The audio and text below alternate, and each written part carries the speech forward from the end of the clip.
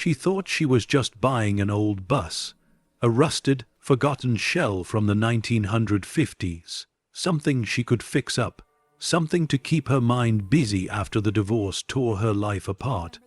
But the moment Clara turned the ignition, the past whispered awake. Hidden inside its ceiling, wrapped in velvet and dust, lay $70 million worth of gemstones, buried by a man who vanished without a trace. And now, the world that once broke her heart was about to chase her down for what she'd found. Because some treasures aren't meant to be discovered, they're meant to stay buried. The rain had stopped, but the world still felt gray. Puddles shimmered under the overcast sky as Clara Mitchell stood beside the crumbling fence of an old auction yard. Her hands trembled, not from the cold, but from the weight of everything she'd lost. Divorce papers still sat unsigned on her kitchen table. The house she once called home was nearly gone, piece by piece sold off to keep the lights on. And yet here she was, staring at a rusted 1950s luxury bus as if it had been waiting for her all along. The chrome had faded to a dull bronze, its windows clouded with decades of grime. The one, grand lettering, silver starline, barely clung to its side. But something about it whispered to her. There was elegance in its decay, like a forgotten story begging to be heard. She pressed her palm against the cold metal, feeling time itself under her skin. "You're broken too, aren't you?" she thought. A faint reflection of her own weary eyes stared back, eyes that had cried too much, eyes that had learned silence instead of hope. A voice called out behind her, "Ma'am, you sure you want to bid on that old thing? It's been sitting here for years." The auctioneer's tone carried equal parts curiosity and pity. Clara smiled faintly, her gaze still fixed on the bus. Sometimes the old things are just waiting for the right hands. Minutes later, the hammer fell. A deal made not with logic, but with longing. The old bus was hers. As the keys landed in her palm, something inside her shifted. For the first time in months, she felt a flicker of purpose. The kind that doesn't come from comfort or certainty, but from the thrill of building something new out of ruins. The drive home was quiet, except for the low hum of the wind through the cracked windows. Her teenage son, Ethan, sat beside her, earbuds in, pretending not to care. But she noticed the way his eyes darted around the bus interior, scanning its peeling leather seats and vintage dials. Beneath his quiet demeanor, she saw the same curiosity that lived in her. "You really think we can fix this thing?" he finally asked, pulling out one earbud. Clara chuckled softly. "I don't know, but maybe fixing it will fix us a little too." Ethan smirked, half a laugh, half disbelief. "You've officially lost it, Mom." "Maybe," she said, glancing at him with a grin that was half defiant, half fragile. "But I'd rather lose it doing something that makes me feel alive." The bus groaned as it rolled into their driveway, its frame protesting every bump of the old asphalt. The neighbors peeked through their curtains, whispering. To them, it was just another sign that Clara Mitchell had finally lost her mind. To her, it was a symbol, a vessel for everything she wanted to rebuild. The next morning, the scent of rain still lingered as Clara stepped outside with a bucket of soapy water and an old rag. The sun broke through the clouds, catching on the bus's chipped mirrors. She began to clean. Inch by inch, layer by layer, the years peeled away. Each brush stroke was an act of defiance, against failure, against loneliness, against the quiet ache of starting over. Inside, the bus smelled of oil and dust, but there was something else too, a faint sweetness, like aged perfume trapped in the air. She brushed away cobwebs from the driver's seat and ran her hand along the cracked steering wheel. The keys jingled faintly in her pocket, and for a moment she could almost imagine the laughter of passengers long gone, the hum of an engine that once carried dreams across open highways. Ethan joined her reluctantly, wiping a window half-heartedly before collapsing onto one of the torn seats. "This thing's a disaster," he said. Clara smiled. "So were we for a while, but we're still here." He didn't respond, but she caught the hint of a smile before he looked away. By late afternoon, sunlight poured through the front windows, catching on streaks of freshly cleaned glass. The dashboard gleamed faintly, revealing initials carved into the metal near the speedometer. RH. She traced them with her fingertip, curious. Who had once sat here, gripping this same wheel, steering this same road? The air inside grew still, almost reverent. Somewhere deep in the walls of the bus, something creaked, like a breath being drawn after years of silence. She stepped back, uneasy but intrigued. Maybe it was just the metal settling, she thought. Or maybe something else. As evening fell, she lit a small lamp inside and sat on one of the back benches, sipping coffee from an old thermos. The soft orange glow painted the interior in nostalgic warmth, turning the rust into gold. She felt a peace she hadn't known in years, a quiet companionship between woman and machine, both worn, both yearning to begin again. But beneath that peace, something faintly pulsed, a whisper she couldn't yet name. The kind that lives in the walls of forgotten places, waiting for the right listener to come along. She brushed a strand of hair from her face and exhaled slowly. "We'll make you beautiful again," she murmured, patting the bus's metal frame. One day at a time. Outside the wind picked up. The sky turned violet as the sun dipped low, casting long shadows across the yard. In the distance, thunder rumbled faintly, though no storm was near. Inside, a faint metallic sound echoed from above her, so soft she almost didn't notice. A slow, hollow clink from somewhere near the ceiling. Clara froze, listening. The noise came again, once, then silence. She looked up toward the ceiling panels, confusion tightening in her chest, probably just a loose screw.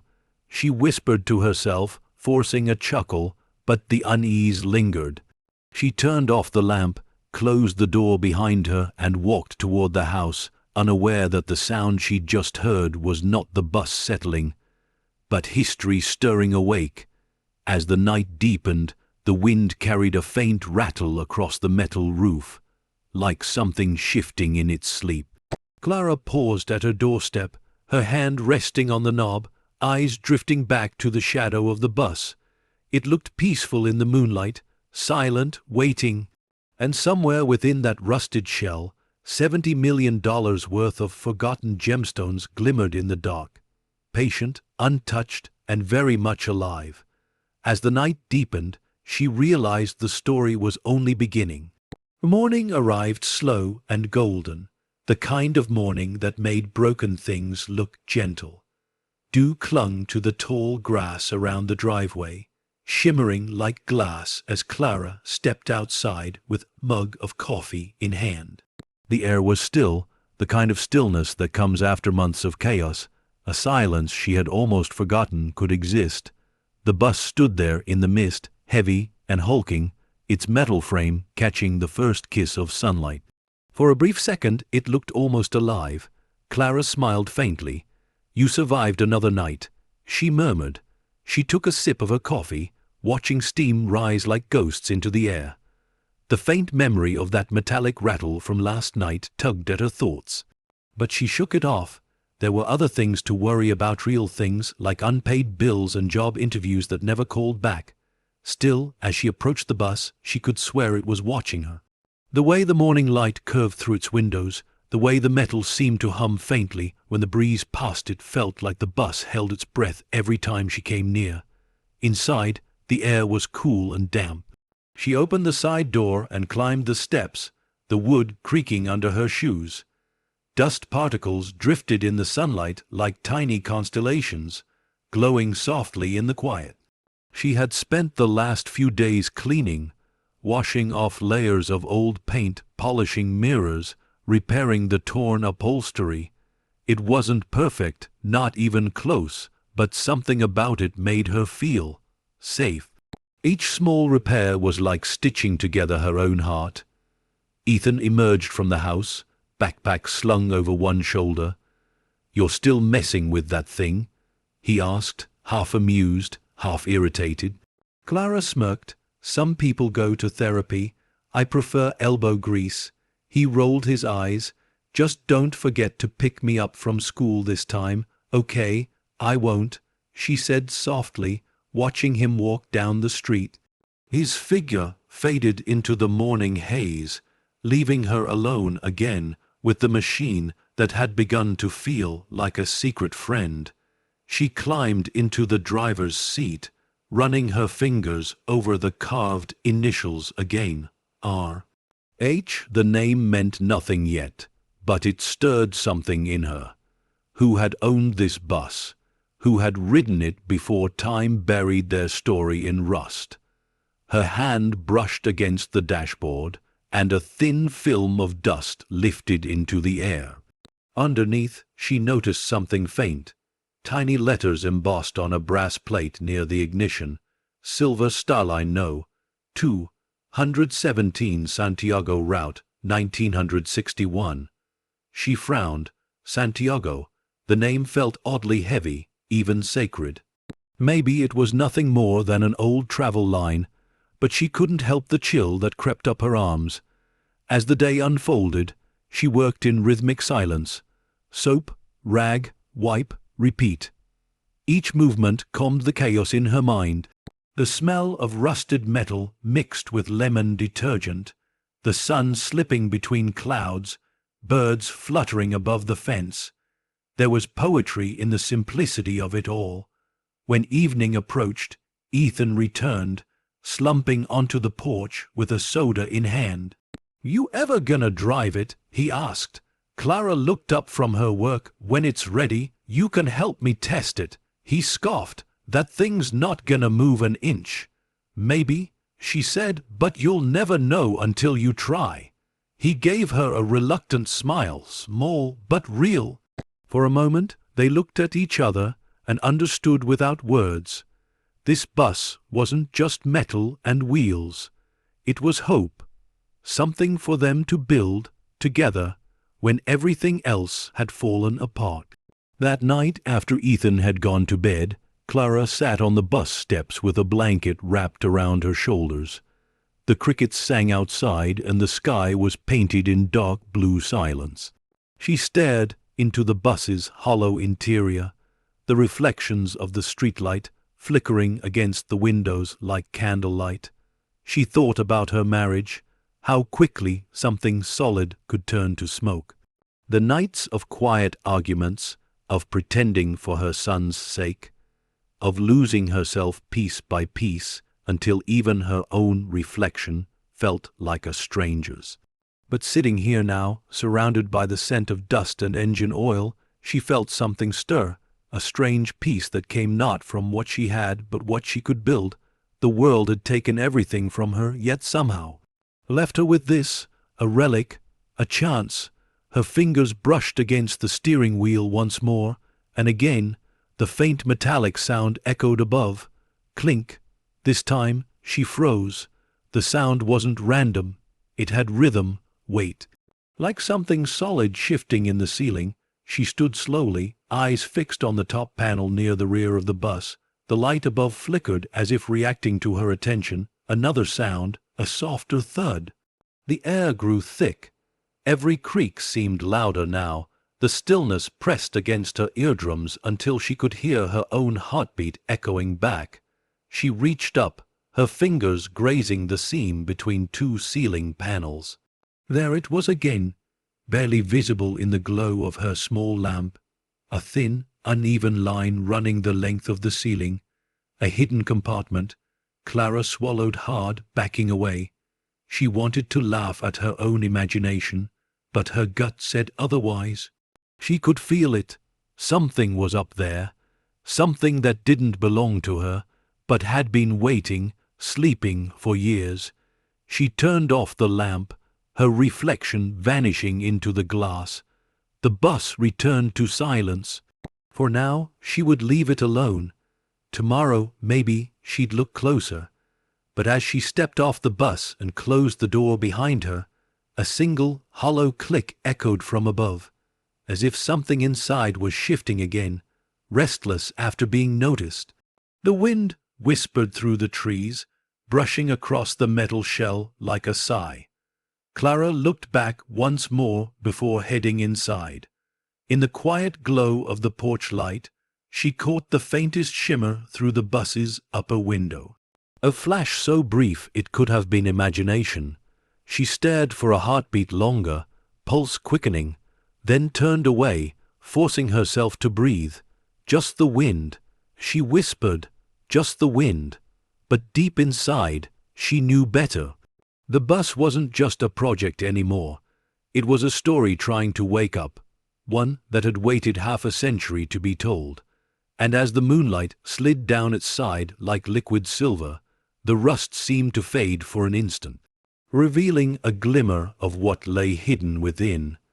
As the night settled over her home, Clara couldn't shake the feeling that she hadn't found the bus at all. Something inside it had found her. The next morning carried the scent of dust and sunlight. Clara stood before the old bus, sleeves rolled up, hair tied back, determination painted quietly across her tired face. The early light bounced off the metal, soft and warm, turning rust into something almost golden. For the first time in a long time, she didn't wake up feeling lost.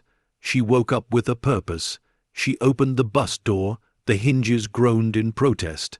The stale air hit her, oil, leather, a faint sweetness she couldn't name. It smelled like a story waiting to be told. She climbed inside, set down her tools, and let her fingers trail along the window frames. Dust marked her palms, but she didn't mind. It was quiet work, wiping, scrubbing, sanding down the years. Outside, birds sang in the distance, their songs carrying through the open windows. Every scrape of her brush echoed like rhythm, the slow heartbeat of something coming back to life.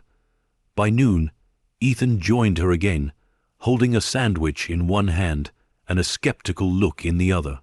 "You know, most people buy cars that actually run," he teased, settling onto one of the worn seats. Clara smiled without looking up.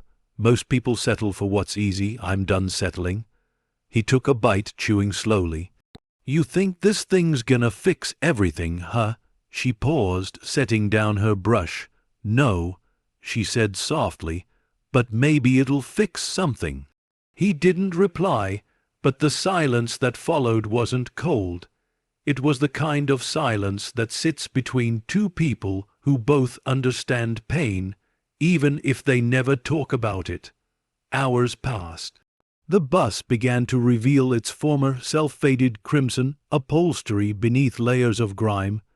Brass fixtures dull but still elegant, small compartments with latches that clicked like whispers. Every discovery felt like uncovering a piece of history, and with it, a piece of herself. When she reached the back corner, she noticed something strange. Tiny engravings along the edge of a seat armrest. She leaned closer, numbers worn almost smooth by time, 06-14-61. She whispered the date under her breath.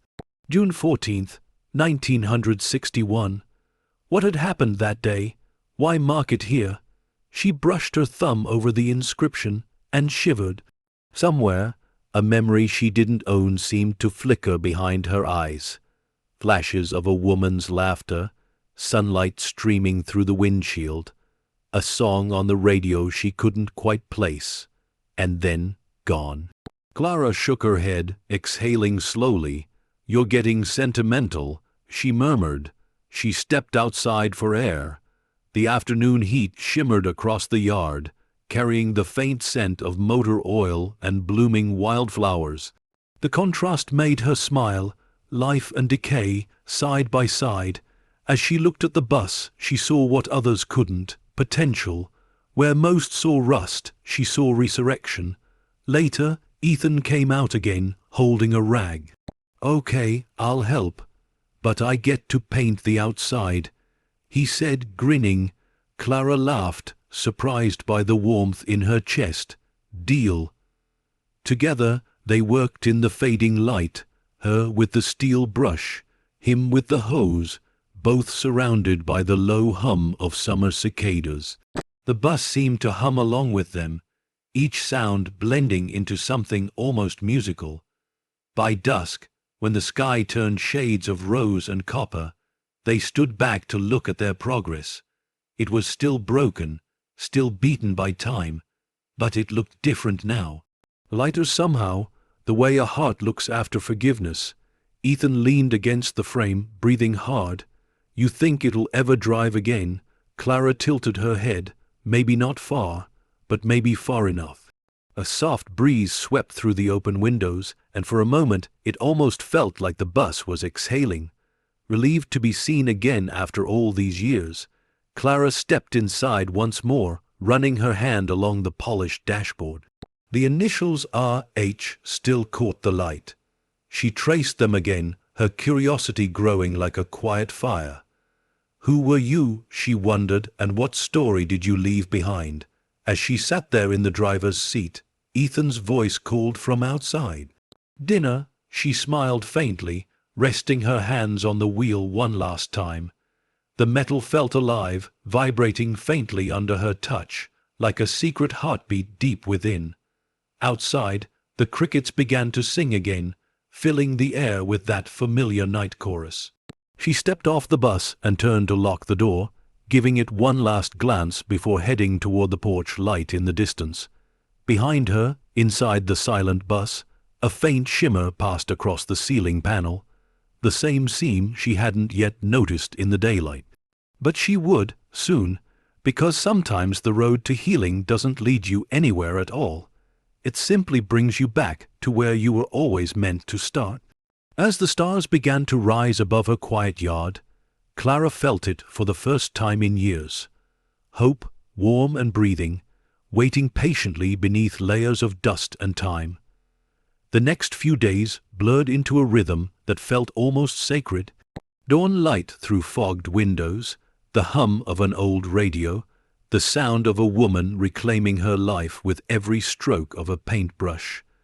Clara woke early each morning, her hands already aching before the sun had lifted, but she didn't care.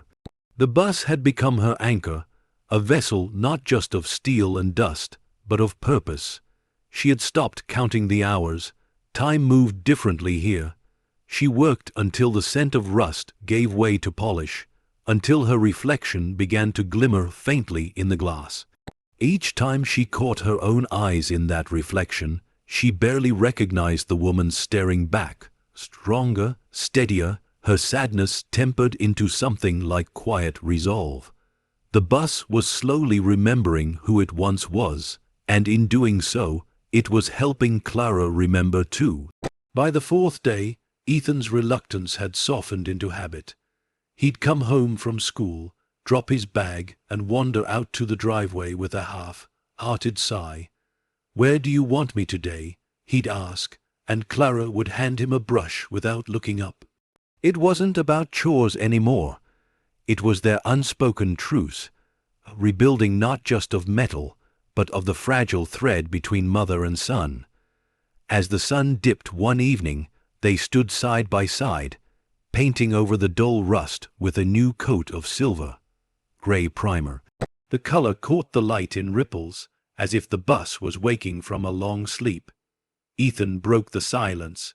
"You think it's weird that I kinda like this thing now?" Clara smiled, her hand still moving in slow circles. "Weird, no. Miracles usually start out that way." He laughed softly. "You and your old soul quotes." She glanced at him, her expression tender. "Maybe that's what happens when you've lost too much. You start listening for miracles in broken places." For a while, there was only the sound of paintbrushes and the hum of insects. Then, from somewhere deep inside the bus, a low creak echoed. It was so faint it might have been the wind, but it made them both pause. Clara turned her head toward the sound. "Did you hear that?" Ethan shrugged. "It's old, Mom. It's gonna make noises. She forced a smile, but something inside her stirred. A quiet curiosity mixed with unease.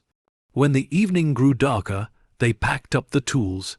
Ethan wandered inside first, leaving Clara alone under the porch light's glow. She lingered a moment, gazing at the bus, the way its new color gleamed like liquid moonlight. Something about it called to her, softly but insistently, like it was trying to tell her a story she hadn't yet earned the right to hear. Later, after dinner and dishes, and the hollow sound of television static filling the house, Clara found herself lying awake. The clock ticked past midnight. The room felt too quiet, too aware. She sat up, pulling on a sweater, and glanced out the window. The moon hung low, silver and watchful, spilling its light across the driveway. The bus shimmered under it, its edges glowing faintly against the night. She hesitated, then stepped outside barefoot, the grass cool beneath her feet. The air was sharp and clean, filled with that peculiar silence that only comes when the world is asleep. As she approached, the smell of metal and rain met her again, old, earthy, alive. She rested a hand against the bus's side, feeling the chill of the steel beneath her palm. "You and me," she whispered, "we've both seen better days." Her voice echoed softly inside the hollow cabin. She climbed the steps and flicked on her small work lamp. The warm glow spread across the front seats, revealing her half-finished work. The cleaned mirrors, the newly polished handles, the seats patched in uneven stitches of leather. It looked less like a machine now, and more like a memory.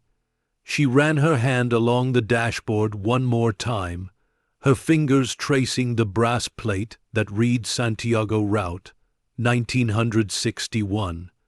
She thought about that date again, that odd engraving she'd found earlier. June 14th, a detail caught her eye, the faint outline of what looked like an old sticker, peeled long ago but not completely gone. Only a few letters remained visible. R.O.D. Road, she murmured. It didn't mean much, but it struck her like a whisper from the past. Something unfinished, something waiting. Clara leaned back, her eyes roaming across the ceiling panels once more. That seam still bothered her. The same one that had made that strange sound days ago. She reached up, brushing her fingertips along it. Nothing moved. Still, the feeling didn't fade. The bus seemed to hum quietly beneath her touch, as though its secrets were shifting just beneath the surface, testing her patience. "Tomorrow," she whispered, "tomorrow we'll see what you're hiding." She turned off the lamp and stood at the doorway, the night breeze slipping through her hair. Somewhere far off, a train horn echoed faintly, a lonely, haunting sound that stretched across the empty town. Clara closed her eyes for a moment, letting it wash over her. It reminded her of long drives with her ex-husband years ago, when silence used to mean peace instead of distance, before things fell apart.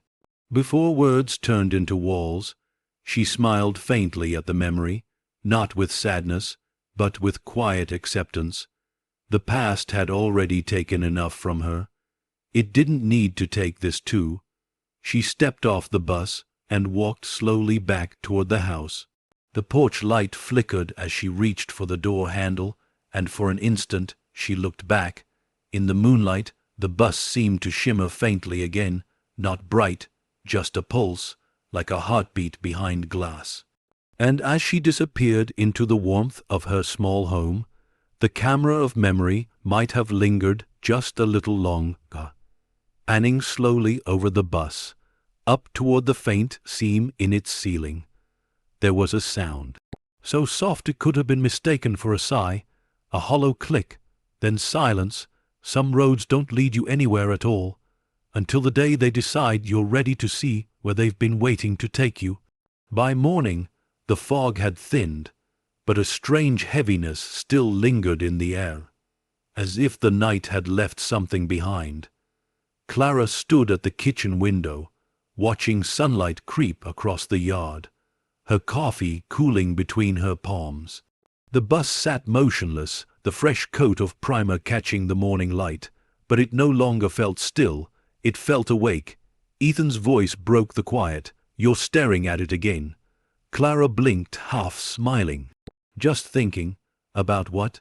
She hesitated. "About how something so broken can still hold itself together." Ethan shrugged, grabbing his bag. "You say that like you're not talking about yourself." She looked at him, but he was already heading out the door.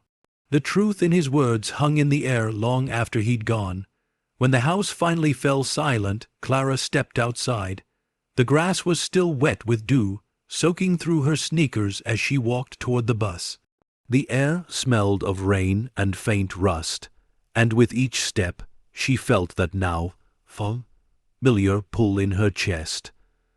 The moment she opened the bus door, a draft of cold air brushed past her face. She froze. The temperature inside was different, sharper, cooler than the morning outside. Something had shifted. She climbed the steps and stood still, eyes sweeping across the quiet interior. Everything was as she left it. Tools stacked neatly, a folded rag on the dash, the lamp by the seat. But the ceiling looked different somehow. The seam she'd noticed before, the faint line that ran the length of the roof, it was slightly wider, barely, but enough for light to catch on the edge of the metal. Clara's breath shallowed. "You're imagining it," she whispered, her voice small against the hollow silence. Still, she couldn't stop looking. She pulled out the step stool she'd been using for cleaning, climbed up carefully, and reached toward the seam. Her fingers brushed the edge, cold, hard, uneven. It wasn't just a seam, it was a panel that didn't belong. Her pulse quickened. She pressed gently, expecting resistance. Instead, the faintest creak echoed through the cabin. She stepped back immediately, heart pounding. The sound reminded her of something alive. "Okay," she murmured, forcing a shaky laugh. "Just loose metal, nothing more." But the feeling in her chest didn't agree. For the rest of the day, she tried to distract herself. Laundry, phone calls, dinner prep. But every sound, every creak of the house, every whisper of wind, brought her mind back to that panel. By sunset, she gave up pretending. The light was soft and amber when she returned to the bus. Dust motes floated lazily through the air, glowing like embers. She climbed inside again, armed this time with a flashlight. The shadows thickened as she shut the door behind her, the sound of it echoing through the hollow space. She turned the light upward. The beam struck the ceiling, illuminating that uneven line once more. A thread of fear wove through her curiosity, but something stronger urged her forward.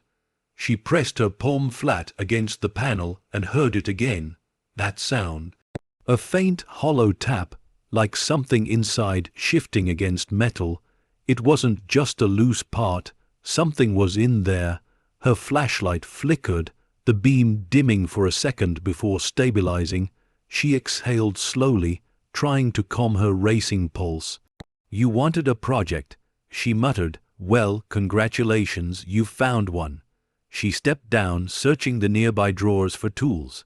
Most were still dull from years of disuse, but one screwdriver seemed sturdy enough. She held it tightly, feeling its weight steady her nerves. Just as she was about to climb back onto the stool, she heard footsteps crunching on gravel outside. She froze, her heart stopping mid-beat. A shadow passed briefly across the window, then another. "Ethan," she called out, her voice low. No answer. The shadows disappeared. Silence pressed in from all sides. Clara's throat tightened. She peeked through the glass, the fading sunset washing everything in deep orange. The driveway was empty, but the uneasy feeling stayed. She decided to leave the ceiling alone for now. The sun had dipped low, and the world was beginning to fade into that strange quiet that always came before nightfall, the kind where even the wind seemed hesitant to move. As she stepped outside, she caught sight of her neighbor, Mr. Lorne, an older man who lived 2 houses down, watering his lawn. He waved. "That's a fine old rig you've got there, Miss Mitchell," he called.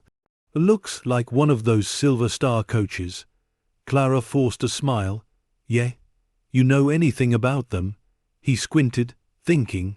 Had a friend who used to drive one back in the 60s. Some belonged to touring bands, others to private collectors. That one, though. He leaned on his watering can. "That one looks like the model owned by a jeweler. What was his name? Raymond? No, Ronald? Ronald Hale, I think." Clara's pulse quickened. "R.H.? Didn't he disappear or something?" she asked carefully. Lorne nodded slowly. "Vanished without a trace. Rumor was he was transporting something valuable. Never made it to his destination.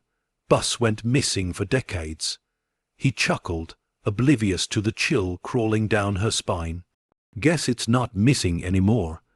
Clara thanked him politely and walked back toward the house, her mind spinning, the initials, the date, the route to Santiago.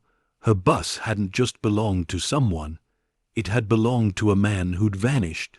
That night, she couldn't sleep. The old stories looped through her mind like static on a radio.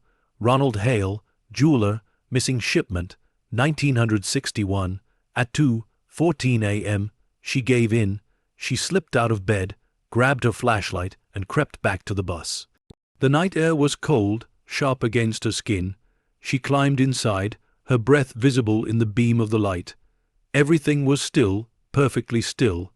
But the moment she reached the center aisle, a faint metallic whisper echoed from above.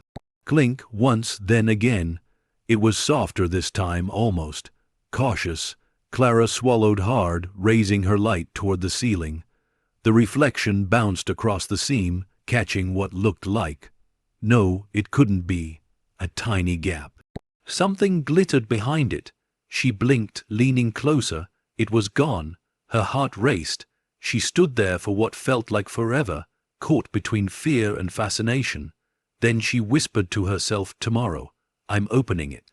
The light flickered again, and she turned it off, standing in darkness for one long, trembling breath. Outside, the night stretched quiet and endless, but somewhere inside the ceiling, the faintest rattle replied, like an answer she wasn't ready to hear. And as she stepped out into the cold, Clara didn't realize it yet, but the bus had begun to tell its story, one whisper at a time. The morning sun arrived late, dull and veiled behind gray clouds, as if even the sky was reluctant to wake. Clara barely noticed it. She'd slept maybe 2 hours, if that, and when she finally stirred, her first thought wasn't coffee, or work, or even Ethan. It was the ceiling. The memory of that faint metallic sound echoed inside her like a heartbeat. "Something's up there." The words kept circling, refusing to leave her alone. She stood at the window, staring at the bus through the thin fog of morning. It sat where she'd left it, still and innocent in the pale light, its silver, grey surface gleaming softly. But it wasn't innocent, not anymore. Ethan shuffled into the kitchen, rubbing sleep from his eyes. "You're up early," he mumbled. "Couldn't sleep," Clara said, forcing a smile. He poured cereal into a bowl, glancing at her from the corner of his eye. "You're not gonna start living in that bus, are you?" Clara laughed lightly, but there was a tremor beneath it. No promises. When he left for school, she waited until the door closed behind him before heading outside. The grass was still damp, the air heavy with the scent of rain. Her footsteps were slow at first, hesitant, but by the time she reached the door of the bus, that old pull returned, curiosity tangled with something deeper. She climbed inside. The air was still cool, holding the faint scent of oil and polish. Dust shimmered through the thin light spilling from the windows. She closed the door behind her and stood in silence. The same silence she'd heard last night, only this time it wasn't comforting, it was waiting. Clara took a deep breath and climbed onto the stool again, screwdriver in hand. Her palms were slick with sweat despite the chill. She aimed the tool at the thin line along the ceiling, pressing gently. The metal creaked, then gave slightly beneath the pressure. She froze, half expecting something to crash down. Nothing happened. "Okay," she whispered, "one step at a time." She wedged the screwdriver into the seam again and twisted. A faint click. The panel lifted, just a fraction of an inch, enough to confirm it was hollow above. Her heart raced. Oh my God! A thin layer of dust fell from the gap, drifting like ash through the air. Behind it, darkness. Deep, dense, undisturbed for decades. Clara steadied herself on the stool, pushing up harder.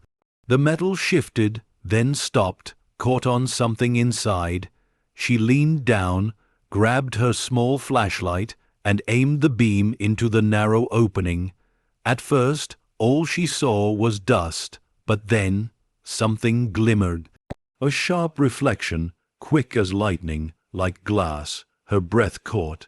She tilted the flashlight, but the beam faded against the angle of the panel. The light hit again, this time clearer. It wasn't glass. It was color, red, blue, green, a shimmer of refracted light. Gemstones. The realization hit her like a shock, and she nearly lost her balance. The flashlight clattered against the floor. Her hands trembled as she stepped down, staring at the ceiling as if it might breathe. She paced the narrow aisle, whispering to herself, "No, that's impossible. It can't be." But it was. Everything suddenly made sense. The strange chill, the faint rattles, the initials carved into the dash. R. H. Ronald Hale, the jeweler who disappeared, and now his missing fortune, hidden right above her head. She sank into one of the seats, her heart still hammering. The logical part of her screamed to call someone. The rest, the quiet, haunted part that had survived years of betrayal and loss, told her to keep it secret. For the first time since the divorce, Clara felt something electric in her veins. Not fear, not hope, but the dangerous mix of both. She picked up the flashlight again, hand shaking. One more look, she told herself, just to be sure. She climbed back up. The panel looked ready to give if she applied a bit more pressure. She hesitated only a moment before driving the screwdriver deeper into the edge. The metal groaned and then lifted, bending outward with a dry, hollow pop. A small cascade of dust and fabric spilled out, landing on her face and hair. She coughed, blinking through the haze. When it cleared, she aimed her flashlight again. This time, the beam struck velvet. Deep red velvet, crumpled and old but unmistakably fine. Her voice was barely a whisper. "What are you doing here?" She reached up, trying to touch it, but her fingers couldn't reach. The compartment was narrow but long, built deliberately. Whatever was inside had been hidden with precision. Clara stepped down again, setting the flashlight on the floor, her thoughts racing. If this was real, if what she thought she saw was real, it meant she was sitting beneath a fortune that had been lost for 60 years. And yet, it wasn't greed she felt. It was something else entirely, terror or disbelief.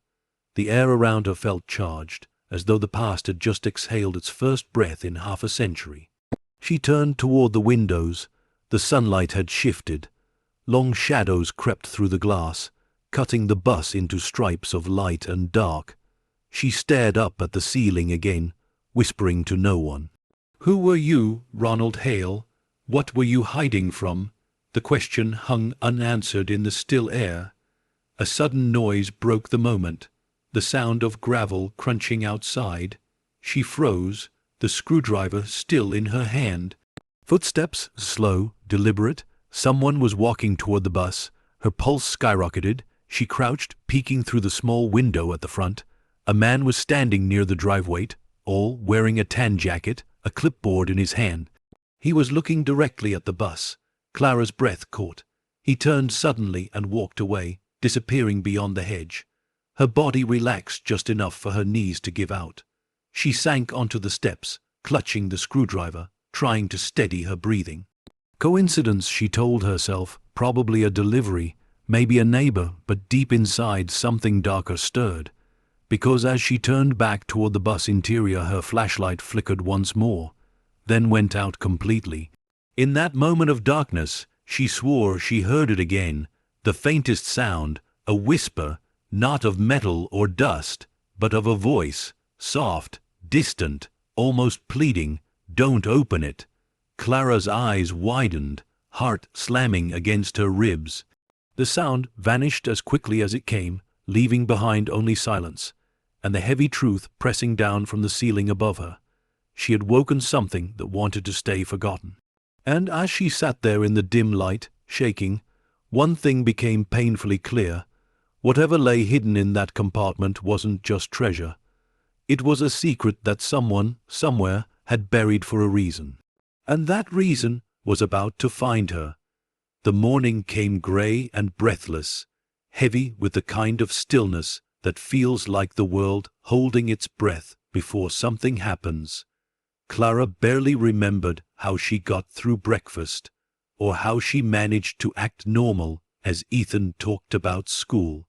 She just nodded, smiled in the right places, and tried to hide the storm behind her eyes. Every time she blinked, she saw it again. The glimmer of color behind the ceiling panel, the faint shimmer like captured sunlight. Gems, real gems. The thought clung to her mind like smoke she couldn't breathe through. When Ethan finally left for school, she watched from the window until he disappeared down the block. Then she turned, locked the door behind her, and walked straight to the bus. The air outside was cold, sharp, as if trying to wake her from a dream, but this wasn't a dream. The truth was still waiting in that hollow space above her head. Inside the bus, everything looked exactly as she'd left it, yet different somehow, like the silence had grown thicker overnight. The light through the windows came muted, as though the world itself didn't want to disturb what was about to unfold. She stood beneath the seam, gripping her screwdriver so tightly her knuckles turned white. The panel loomed above her like a locked door in an old house, one that had waited too long to be opened. Clara climbed the stool again, heart pounding so hard it echoed in her ears. Her breath trembled. "All right," she whispered to herself. "Let's see what you've been hiding." The metal was cool under her fingertips. She pressed the screwdriver into the gap again, twisting hard. The panel resisted at first, groaning softly like an old hinge. Then, with a sudden pop, one edge came loose. Dust rained down. She coughed, blinking through the haze as her flashlight beam found the narrow opening. There it was, the velvet. Dark, deep red. The fabric had aged but still held a richness that didn't belong in a forgotten vehicle. She reached up and tugged. Something shifted. A low, hollow scrape echoed inside the ceiling. Then, with a reluctant sigh, the entire panel swung open on a rusted hinge. The smell hit her first. A dry, stale scent like old perfume and iron. She squinted, raising the flashlight higher. Bundles of something wrapped in faded cloth filled the space, neat rows, stacked carefully across the entire length of the compartment. Her throat tightened. With trembling hands, she reached up and pulled one down. The bundle was smaller than she expected, no bigger than a shoebox. The fabric crumbled slightly under her touch. She set it on the seat below and carefully unwrapped it. Velvet? Inside the old cloth was a second layer. Luxurious crimson velvet, soft despite the years. The moment she peeled it back, light scattered across the cabin in a dozen dazzling flashes. Gems, red rubies, green emeralds, clear diamonds catching every flicker of the weak sunlight. Clara froze, unable to breathe. For a long, endless moment, the world went silent. She didn't even realize she was crying until a tear slipped down her cheek and hit the velvet. It didn't seem real, none of it did. The way the stones gleamed, pure, cold, impossibly beautiful, looked like something from another world. Her voice came out as a whisper. "What is this?" She lifted one of the gems between her fingers. It caught the light and scattered it into tiny rainbows across the ceiling. Each color danced over the walls, turning the rusted shell of the bus into something holy. She laughed, a sound half awe, half disbelief. "You've got to be kidding me." But then the laughter died, the weight of it, the truth of it, settled on her shoulders like ice. This wasn't just treasure, this was history, secrets, maybe even crimes. Her hands began to shake. What had she found? For a moment she thought about Ethan, about the bills on the counter, the mortgage notices, the empty spaces in the pantry. $70 million worth of Gemsiv, that was what this really was, could change everything. It could fix everything. But another thought crept in, darker. What if someone was still looking for them? She turned the gem over in her hand. It was perfect, too perfect. It hadn't dulled with age. Whatever these stones were, they'd been sealed tight, preserved from time itself. Her flashlight flickered again. The light hit another part of the ceiling, and she noticed something else. Engraved faintly into the metal panel she had just opened, numbers, coordinates. Clara's pulse quickened. She whispered them aloud. 32 degrees N, 106 degrees W.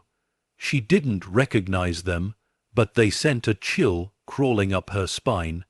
Her gaze drifted back to the velvet-lined compartment. Dozens of pouches still rested inside, untouched. She counted quickly, 10, 20, maybe more, each one a potential fortune. Her knees gave out, and she sat heavily on the nearest seat, the gem still glowing faintly in her palm. "This isn't happening," she said to herself, voice trembling. It's not real, but it was. The bus hummed faintly beneath her, as if it knew. She wrapped the gem back into its cloth, hands fumbling, heart still racing. Then she reached for another bundle, unable to stop herself. Curiosity had overtaken fear. Inside this one were sapphires, deep, dark blue, like ocean depths, frozen in time. She held them up, letting the light play across their facets. Each one seemed to hold a pulse, a life of its own. A soft sound broke the silence, a click somewhere outside. Clara froze, head snapping toward the window. Nothing moved, but she was sure she'd heard it. A car door shutting in the distance. Her chest tightened. She quickly rewrapped the gems and slid the bundles back into the ceiling compartment. Her hands shook as she pushed the panel up and pressed it closed until it clicked into place again. The sound of footsteps followed, slow, measured, moving along the gravel. She darted toward the window, crouching low. Through the glass, she saw a car idling near the curb, a dark sedan. The windows were tinted, the engine rumbling softly. The driver didn't get out, he just sat there. Watching, Clara's breath caught in her throat. Her heart hammered as she stepped back, pressing herself against the cold metal wall. The gem, still in her pocket, felt heavier than stone. The car stayed for another minute, 2 maybe, then finally pulled away, rolling slowly down the street until it vanished around the corner. Silence returned, but it wasn't the same kind of silence as before. This one was alert, waiting. Clara exhaled shakily, her reflection trembling in the dusty window glass. She looked up toward the ceiling one last time. The hidden compartment was closed again, the secret sealed, for now. But she knew the truth. The bus wasn't just an old machine. It was a vault, and she had just broken it open. As the last rays of sunlight disappeared, Clara sat motionless in the dim cabin, her pulse echoing in her ears, her world forever changed by the whisper of a hidden ceiling. The night came faster than Clara expected, like a shadow rolling over her life. She had drawn the curtains, locked the doors, and checked every window twice. But no matter what she did, she couldn't stop glancing toward the driveway. The bus sat in the dark like a sleeping giant, its metallic frame reflecting the faint orange glow of the streetlight. It looked harmless, silent, ordinary. Yet Clara knew better. That old bus was no longer just a project. It was a secret, a buried truth sitting 20 feet from her house. Every time she closed her eyes, she saw those gemstones, the way they had caught the light, the way they had breathed. It wasn't greed that haunted her. It was fear. Who had put them there, and who had been watching her? She tried to eat, but every bite turned to dust in her mouth. Ethan noticed her unease. "You okay, Mom?" She forced a smile. "Just tired." He nodded but didn't look convinced. "You've been acting weird lately. It's that bus, isn't it? I swear you care more about that thing than you do about." "Ethan," her voice cut through his words sharper than she meant. "Not tonight, please." He stopped. The silence between them was heavy, brittle. After a moment, he muttered a soft "sorry," and disappeared down the hall. When she finally heard his bedroom door click shut, Clara rose from her chair and stood by the window again. The glass was cold under her fingertips as she peered through the curtains. The street was empty. The dark sedan hadn't returned, but still, something in her gut twisted. It felt like the calm before something she couldn't yet name. She turned away from the window, pacing the living room in silence. Her thoughts raced faster than she could breathe. Those gems, rubies, emeralds, sapphires, they didn't just appear there. Someone hid them with purpose. Someone who never meant for them to be found. And then there was the engraving. The coordinates burned into her mind. 32 degrees N, 106 degrees W. She sat down at the kitchen table, flipping open her laptop. The glow of the screen lit her face as she typed the numbers into the search bar. A map appeared, southern New Mexico, near White Sands, her brow furrowed. "Why there?" she whispered. "White Sands, the place where silence stretches for miles, where the earth itself looks like bone." What could connect a vanished jeweler from the 1960s to a desert in New Mexico? Before she could think further, a sound from outside broke her concentration. A faint metallic tap. Her head snapped up. The bus. The sound came again, low, deliberate, from the very same spot she'd opened that morning. Without thinking, Clara grabbed a flashlight and her jacket, heart pounding. The night air slapped her skin as she stepped outside. The bus loomed ahead of her in the dark, the silver-gray body glowing faintly under the streetlight. She hesitated by the door, her breath fogging in the cold. "Please," she whispered to herself, "please just be the wind." She climbed the steps, her flashlight slicing through the darkness. The air inside was colder than the night outside. A chill seeped into her bones as she scanned the cabin. Nothing moved, nothing spoke, only silence, and then another tap from above. Her flashlight trembled as she raised it toward the ceiling. The panel was slightly ajar. Her pulse raced so hard she could hear it echoing in her ears. She knew she'd closed it tightly that morning. There was no way it could have shifted on its own. She stepped closer. The light caught on something, a tiny glint along the edge of the open panel, metal scraping against metal. Clara swallowed hard. "Who's there?" Her voice was barely more than a whisper, but the sound of it made the emptiness feel larger. No response, only the faint hiss of her own breath. She took another cautious step, the old floor groaning under her weight. The beam of her flashlight drifted upward again, and that's when she saw it. An envelope wedged between the velvet pouches near the edge of the compartment. It hadn't been there before. Her stomach dropped. She climbed onto the stool, every instinct screaming at her to stop, to leave it alone. But curiosity, raw, aching curiosity, drowned out fear. She reached up and tugged the envelope free. Dust flaked off in tiny clouds as she turned it over in her hand. The paper was yellowed, brittle, sealed with a wax emblem that had cracked with age. The symbol, a small crown above two crossed keys, meant nothing to her. Her hands trembled as she opened it. Inside was a folded letter, written in ink that had faded to brown.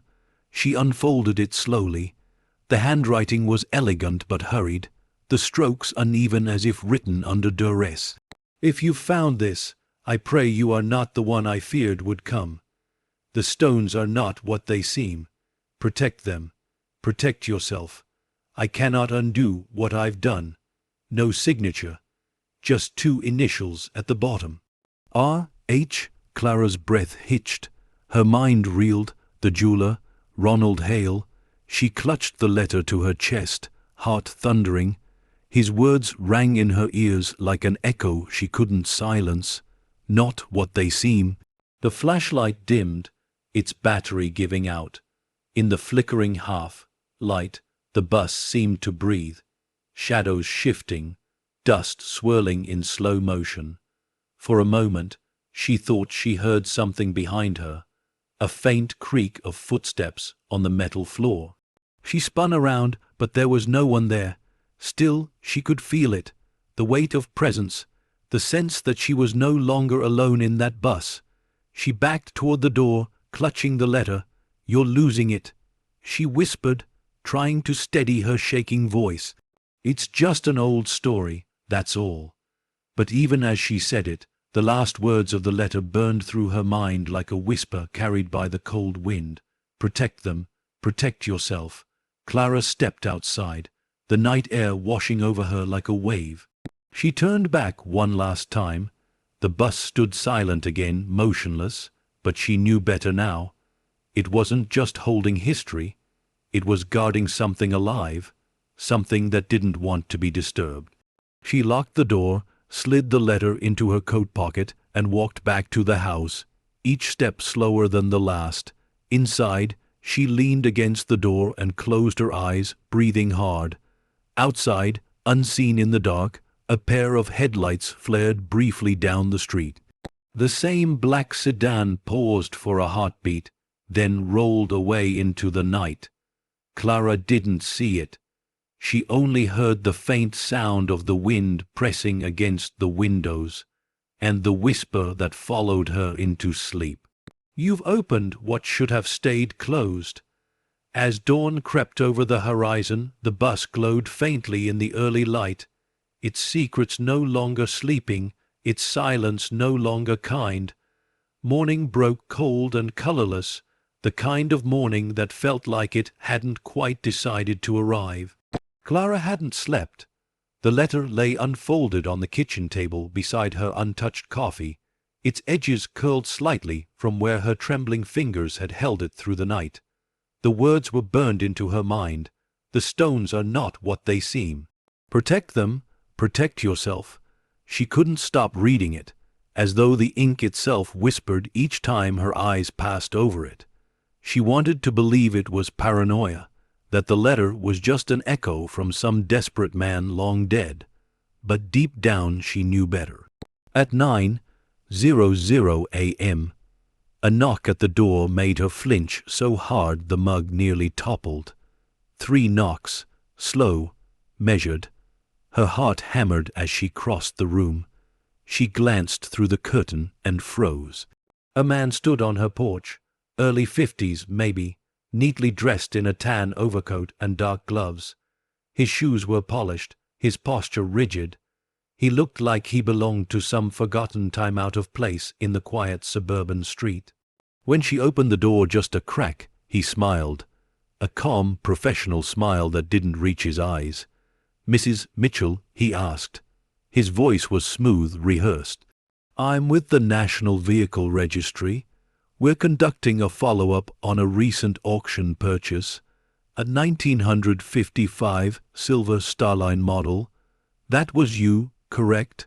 Clara's throat tightened. "Yes," she said cautiously. "Why?" He pulled out a slim leather folder and opened it to reveal a badge, official looking, though she couldn't make out the details. "Just routine verification," he said. "That bus was originally registered under a private company that dissolved in 1962. Sometimes there are ownership disputes. Do you mind if I take a quick look?" purely procedural. Her pulse thudded in her ears. Ownership disputes, the words felt too carefully chosen. She forced a polite smile. Now's not a good time. The bus isn't in drivable condition. That's all right, he said easily. I only need to confirm the VIN number, make sure it matches the original records. His eyes shifted briefly toward the driveway. The look was quick, precise, calculated. Something inside her screamed no. I'll call the auction office, she said, her tone sharper now. If there's a mix-up, they can reach me. For the first time, his smile faltered. Not much, but enough to reveal the tension beneath his mask, of course. He said smoothly, no need to worry, I'll come back later. He handed her a card. She didn't look at it until he was gone. It was blank. No number, no title, just a plain white rectangle. Clara closed the door and locked it, her hands shaking. She walked back to the kitchen, forcing herself to breathe. Outside, she could hear the faint hum of an engine starting. The same black sedan from before rolling slowly down the street. She turned the card over again. Nothing.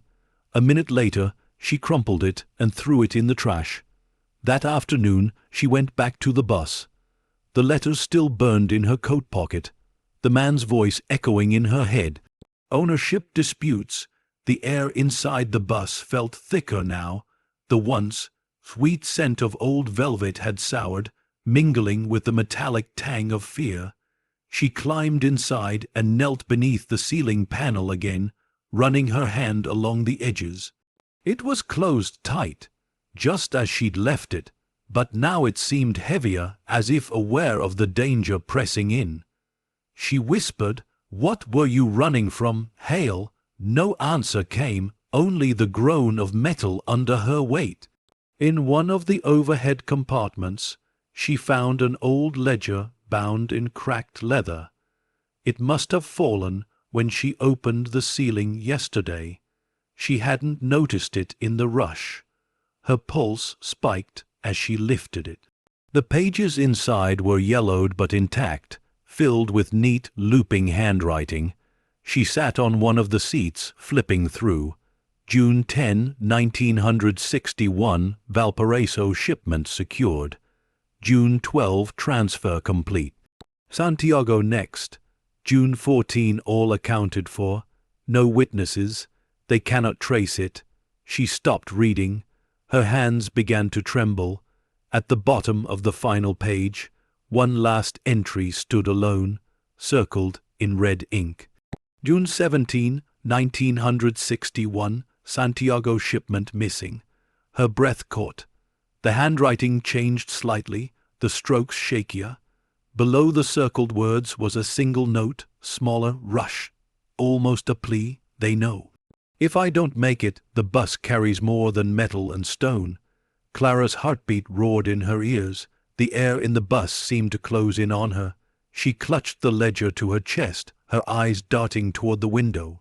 The street was empty. The only sound was the wind scraping dry leaves across the pavement. She whispered, "What did you do, Ronald?" That night, she sat by the dim glow of her desk lamp, the ledger open beside her, the letter beside it. The two together felt like pieces of a puzzle she wasn't sure she wanted to solve. The stones are not what they seem. They cannot trace it. Missing. She ran her fingers through her hair, exhaustion weighing her down. The gems weren't just valuables. They were evidence, evidence of something big, something people were still willing to kill for. A low rumble broke through the silence, a car engine. Her blood ran cold. She turned off the lamp and crept toward the window. Outside, under the streetlight, the same black sedan had returned. It sat there idling, headlights off. Clara stepped back, her breath caught in her throat. The ledger lay open on the desk, the words staring back like ghosts. For a moment, she thought she saw a silhouette move inside the car, a man, sitting perfectly still, watching. The engine revved once, then the car rolled slowly away, fading into the distance. She stayed there for a long time, her body rigid, her hands clutching the desk for balance. When she finally moved, she turned the ledger's last page one more time. The ink there shimmered faintly, catching the light, something she hadn't noticed before. Tiny specks of red dust had gathered in the crease of the page. Not ink, not rust, something finer, ruby dust. Her heart skipped a beat. Whatever Ronald Hale had hidden, it wasn't just treasure. It was a message written in gemstones, a warning carried across decades. And Clara Mitchell had just stepped into the center of it. Outside, the wind began to rise again, brushing against the bus like fingertips on glass. And for the first time, Clara understood. The past wasn't buried. It was circling her, waiting for her to turn the page. The next morning arrived washed in pale gold, but the warmth never reached inside. Clara sat at the table staring at the ledger, its cracked spine open to the last haunting entry. The words seemed to move under her gaze, pulsing with meaning. They know, if I don't make it, the bus carries more than metal and stone. She whispered the words under her breath over and over, until they stopped sounding like words at all. Ethan entered, rubbing his eyes. "Mom, did you even sleep?" Clara forced a small smile. "Yeah, a little." He looked at the papers spread out before her. "You working on the bus again, in a way," she said quietly, closing the ledger before he could see. "Eat something before you're late." He shrugged, grabbed a banana, and left without another word. As the door clicked shut behind him, silence filled the house again, thick and uneasy. Clara exhaled shakily. Every creak of the floorboards made her flinch. The sedan hadn't come back that night, but the image of it, the dark windows, the idling engine, had rooted itself in her mind. Someone knew what she had found. Someone had been waiting for that ceiling to open, and now it had. She picked up the ledger and the old letter and tucked them both into her coat pocket. If she was being watched, she couldn't afford to keep them in the house. Outside, the morning air was crisp and dry. She locked the front door, glancing once toward the curb. Nothing. Only the slow hum of distant traffic and the cry of a lone crow overhead. Still, she couldn't shake the feeling of eyes on her back. She walked to the bus, the sound of her boots crunching against the gravel cutting through the stillness. The bus loomed quiet, its faded metal gleaming faintly under the early sun. Inside, the air was colder than usual. The faint scent of oil and dust hung like a ghost in the space. She moved to the driver's seat, sat down, and laid the ledger on her lap. Her fingers brushed across the pages again. Names, locations, amounts, signatures. Then, halfway through, she noticed something she'd missed before. A page torn out. The ragged edge looked fresh compared to the rest of the paper. The fibers hadn't yellowed like the others. It was torn recently. Her stomach turned. Someone else had already been through this ledger before she found it. She flipped to the next page. A faint indentation marked the paper beneath, the ghost of a sentence written on the missing sheet. She angled it toward the light. Slowly, like developing film, the outline revealed itself. "If they find the Santiago manifest, burn it." She exhaled shakily. "Manifest." She whispered, "There's another record somewhere. Maybe still inside the bus." She began searching. Seat cushions, floor compartments, even under the driver's pedals. Nothing. Her mind raced through possibilities. If Hale had been hiding gems and a ledger, the manifest could be anywhere. Tucked behind the panels, under the floorboards, or... Her eyes drifted to the narrow strip of metal that ran along the wall under the windows. The paneling looked newer than the rest, like it had been replaced. She crouched beside it, running her fingers along the seam. A faint vibration hummed beneath her touch. It wasn't metal on metal, it was hollow, heart-pounding. She found her screwdriver and pried at the edge. The panel resisted, then lifted slightly with a sigh of dust. Behind it, another compartment, smaller this time. Inside lay a thin leather folder sealed with twine. She pulled it out gently, the leather dry and brittle against her skin. When she untied it, several pages of onions, skin paper unfolded in her hands, each filled with numbers, signatures, and destinations. The top line read, Santiago Manifest, June 1961. Her pulse quickened as she read on. Cargo codes, shipment weights, and one cryptic entry at the bottom, 40, 2 stones red, blue, green transferred to bus no. 217 per private order, authorization, R. Hale. Bus no. 217, her bus. She sank into the nearest seat, her fingers gripping the paper. The realization hit her hard. This wasn't a simple smuggling operation. The gems weren't just stolen, they had been moved under government authorization. She whispered, "Oh God." "What did you do, Hale?" A sound outside made her freeze, gravel crunching, slow, deliberate. Clara's eyes darted toward the window. A figure walked up her driveway. A different man this time. Younger, dark suit, sunglasses despite the morning light. He didn't knock. He just looked at the bus. Her breath hitched. He raised a camera, took a single photo, then turned and walked away without a word. Clara waited until he was gone before exhaling, the sound breaking through the silence like glass shattering. She gathered the manifest, the ledger, and the letter, clutching them to her chest. Her instincts screamed the same truth. This was no longer about history. It was about survival. Hours passed before she could think straight again. The documents lay spread across her kitchen table, forming a chaotic map of mystery and guilt. The letter warned her to protect the stones. The ledger spoke of fear and secrecy. And now the manifest connected everything to something much bigger. Something official, something dangerous. She poured herself a glass of water and sat down, staring at the evidence. It wasn't just one man's secret, it was a network, and if the gems had been worth killing for in 1961, what would they be worth now? Her phone buzzed suddenly, breaking the quiet. A number she didn't recognize. She hesitated, then answered. "Hello," silence, then Mrs. Mitchell. The voice was male, calm, too calm. Her stomach turned to ice. "Who is this? You spoke with my colleague earlier." The man said smoothly, "About the Silver Star Line bus." Clara gripped the phone tighter. "I told him I'm not interested." The pause on the line was long enough to make her skin crawl. "I'm afraid it's not optional," the voice replied. "We'll be in touch."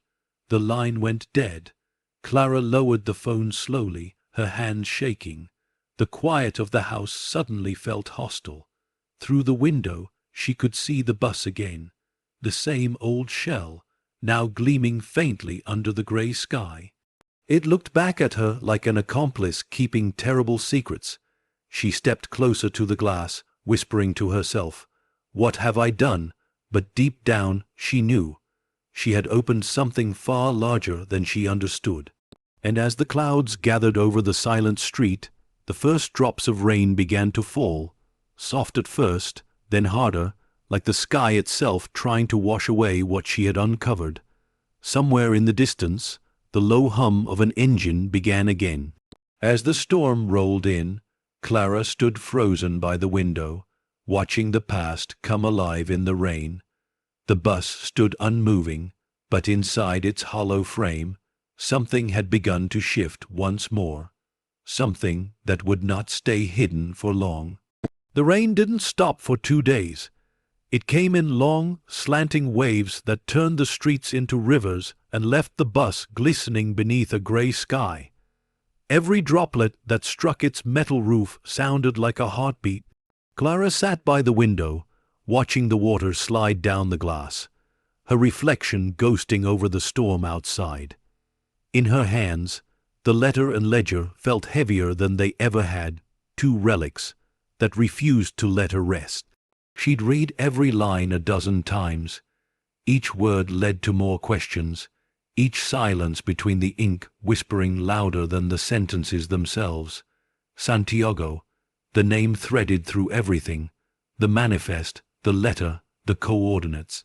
It was time to know what it meant. Ethan's voice broke her thoughts.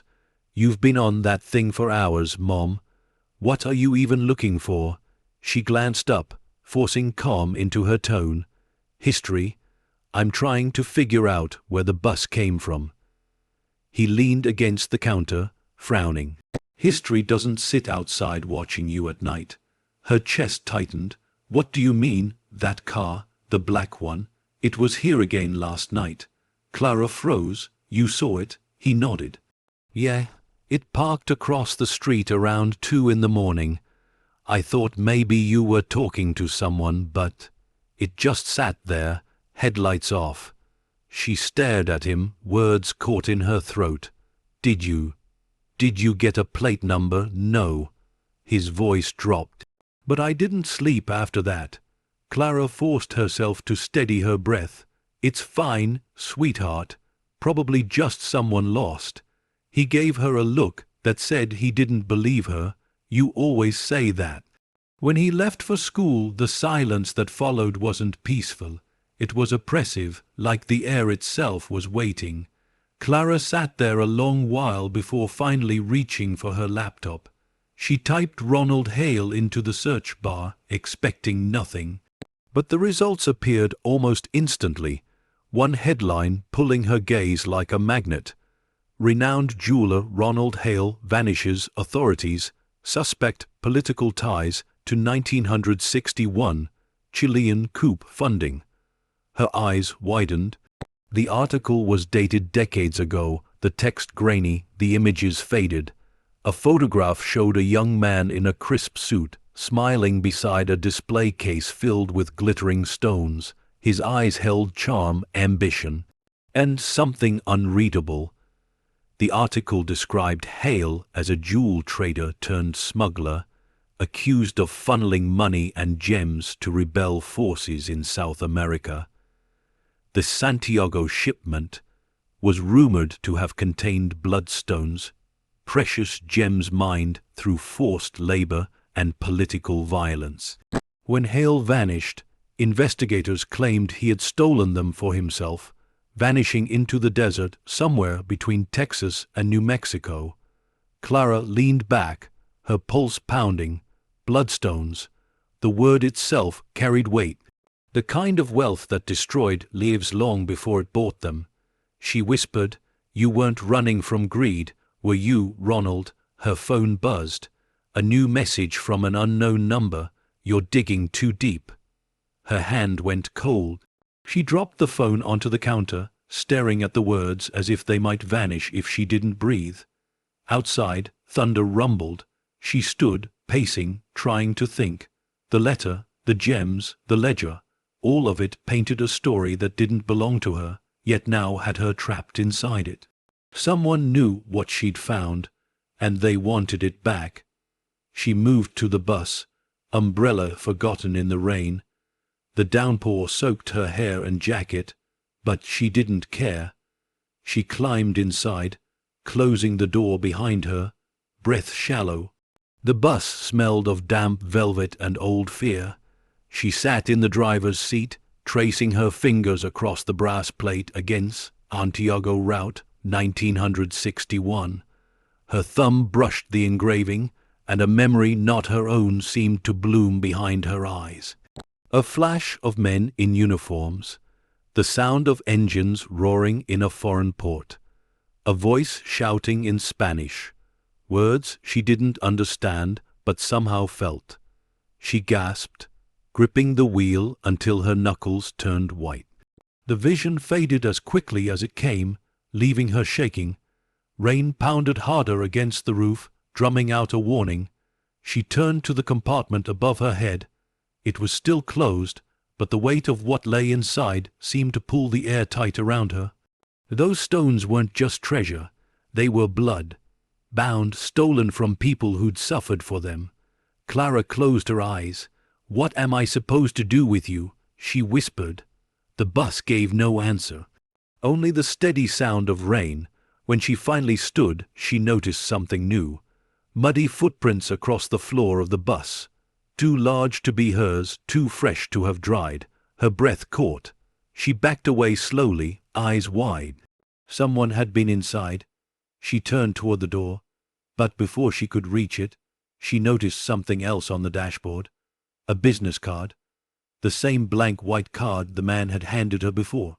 Only this time it wasn't blank. A message was scrawled across it in neat, mechanical handwriting. "We need to talk tonight." No name, no address, just a single line beneath it. "We already know where you keep them." Clara's chest constricted. She tore the card in half and let it fall to the wet floor, her hands trembling. Every instinct screamed at her to run, to pack up, grab Ethan, and disappear before whoever "we" was made their move. But another voice whispered beneath the panic, quiet and unyielding. "If you run, you'll never stop running." She looked around the bus one more time, the gems above her, the letter in her pocket, the ledger on the seat. This was no longer just about her. It was about truth, and about the man who had died trying to protect it. Rain beat against the glass, streaking the windows like tears. Clara exhaled slowly, gripping the driver's wheel one last time. "If this is what you died for, Hale," she said softly, "I'm going to finish it." Lightning flashed outside, and for a split second, her reflection in the mirror looked like a stranger's, stronger, colder, and ready to face the storm. As thunder rolled over the empty street, Clara knew the ghosts of Santiago had finally found her, and they weren't done speaking. The storm raged through the night, the kind that made the whole world feel smaller. Rain hammered against the windows, thunder rolling in endless waves, yet inside the house, it was the silence between those rumbles that terrified Clara most. The bus loomed beyond the window, faintly visible under the streetlight's flicker, its curved body gleaming like something half alive. Every time the thunder cracked, she imagined the hidden gems inside vibrating in the ceiling, pulsing with light no one could see. She sat in the dark, hands wrapped around a mug gone cold, staring at the torn business card on the table. The words still echoed in her mind, "We already know where you keep them." It wasn't a threat, it was a promise. She reached for her phone, scrolling through contacts she hadn't used in months.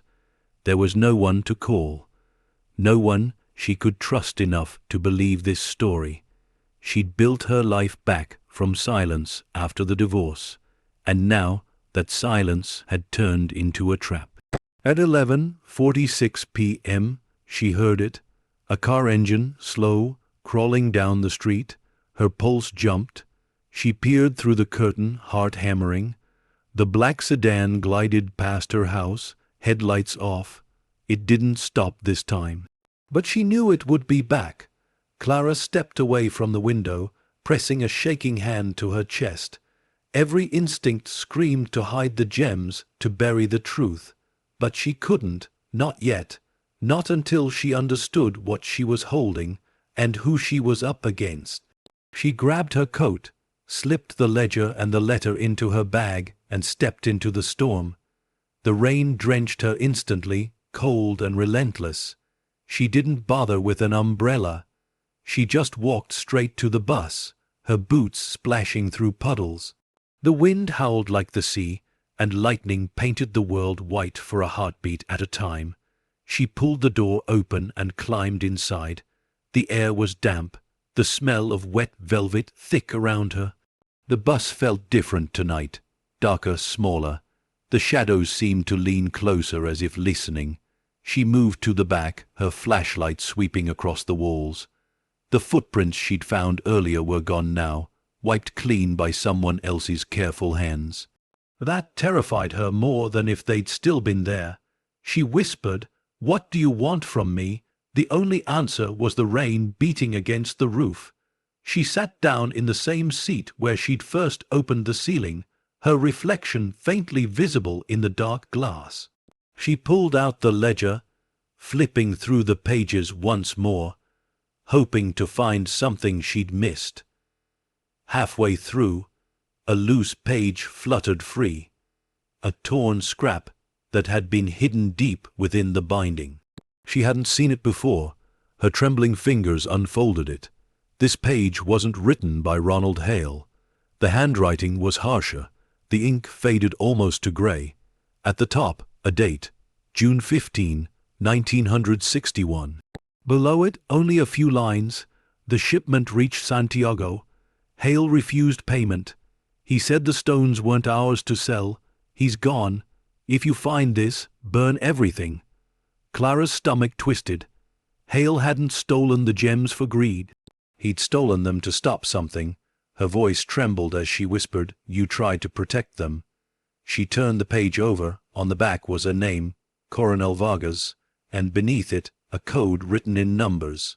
32 degrees N, 106 degrees W. The same coordinates from the brass plate on the bus.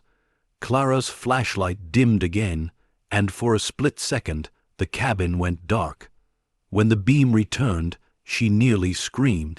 A shape stood at the front of the bus, tall, motionless. Her pulse roared in her ears. The light flickered, and the shape dissolved into shadow. The empty driver's seat, nothing more.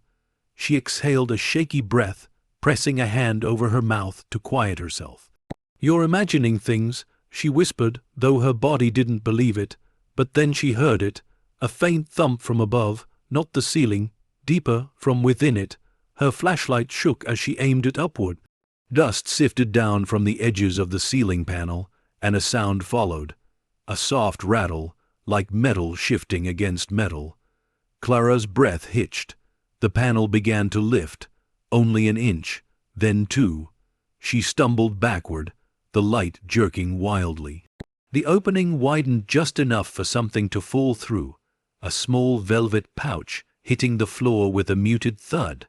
Her heartbeat thundered as she crouched, reaching for it. The pouch was soaked, its drawstrings frayed. She opened it slowly, praying it would be empty. It wasn't. Inside, a single stone gleamed, ruby the size of her thumbnail, deep red, dark as blood. But it wasn't the color that froze her. It was what was trapped inside it. A thin fracture line ran through the gem's center, and within that crack, impossibly, was something that looked like a word, tiny, etched from the inside. She turned it under the flashlight beam, 3 letters. Sauce. Her knees nearly gave out. She stumbled backward, staring at the gem as though it might scream.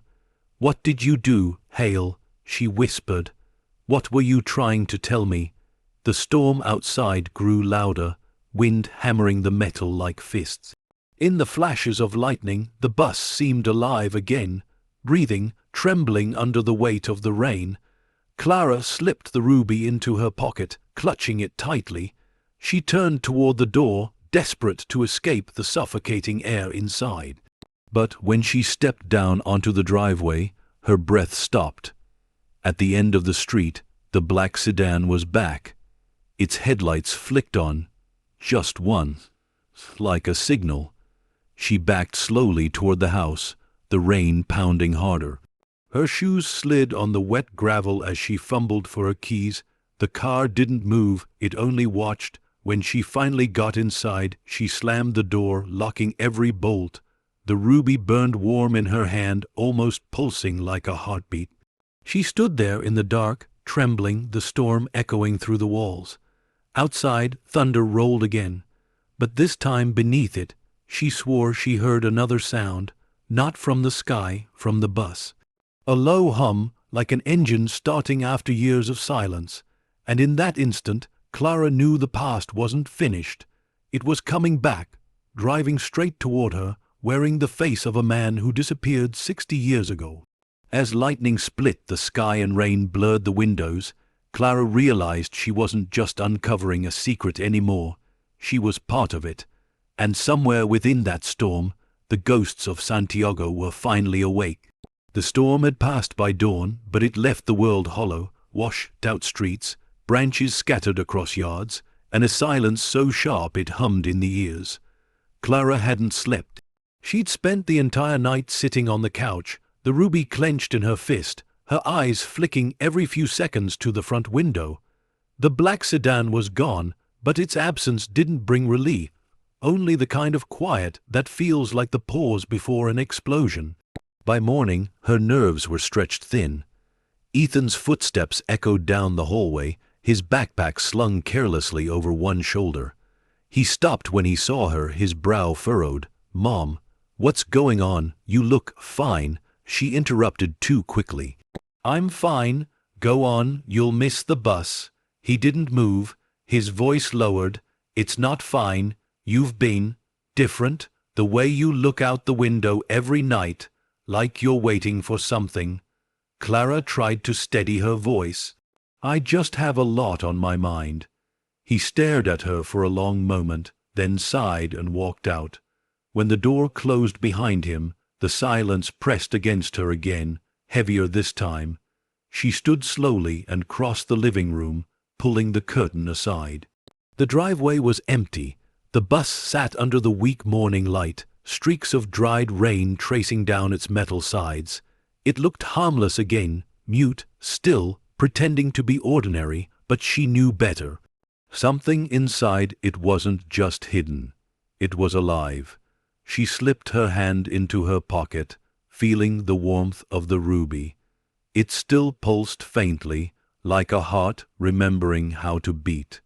She hated touching it, but couldn't bring herself to let it go. When she stepped outside, the air was thick with humidity and leftover electricity from the storm. The sky still carried that strange color storms leave behind, a bruised silver, neither day nor night. She opened the bus door. The hinge squealed softly, like a groan of protest. Inside, the scent of damp velvet and rust hit her instantly. Her flashlight swept across the floor. The footprints were back. Fresh, her pulse jumped. No, she whispered. Someone had been inside again. She backed away, her eyes darting to the seat where she'd left the ledger. Gone. Panic clawed its way up her throat. She scrambled through the compartments, searching. Nothing. The ledger, the manifest, everything was gone. Her breathing quickened, chest tightening. Whoever had broken in knew exactly what to take. She turned toward the door, and froze. The back window was shattered. Glass covered the floor like ice, glinting in the morning light. A cold gust blew through the broken pane, scattering scraps of velvet across the aisle. The ceiling panel hung open. Clara's hand shook as she lifted the flashlight toward it.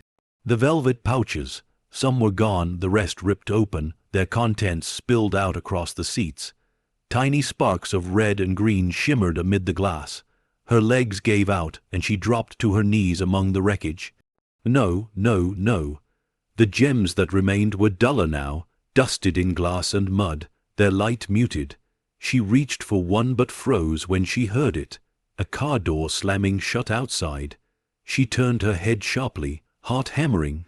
Footsteps slow, purposeful. Someone was walking toward the bus. She crouched low, peering through the front window. A figure moved through the fog, broad-shouldered, wearing dark clothes, a cap pulled low. He reached the bus door and gripped the handle. Clara's instincts screamed. She grabbed the flashlight, killed the beam, and slipped into the shadows at the back of the bus. The door creaked open. The man stepped inside. Every breath she took sounded too loud, too sharp. She could smell the faint trace of rain on his jacket, hear the scuff of his boots on the metal floor. He walked slowly, scanning the seats, his hand gloved, movements deliberate. A professional. Clara crouched behind one of the benches, her fingers gripping the cold edge of the seat. The ruby in her pocket burned against her thigh. The man muttered under his breath, "Where's the rest of it?" His voice was rough, accent, Eastern European maybe.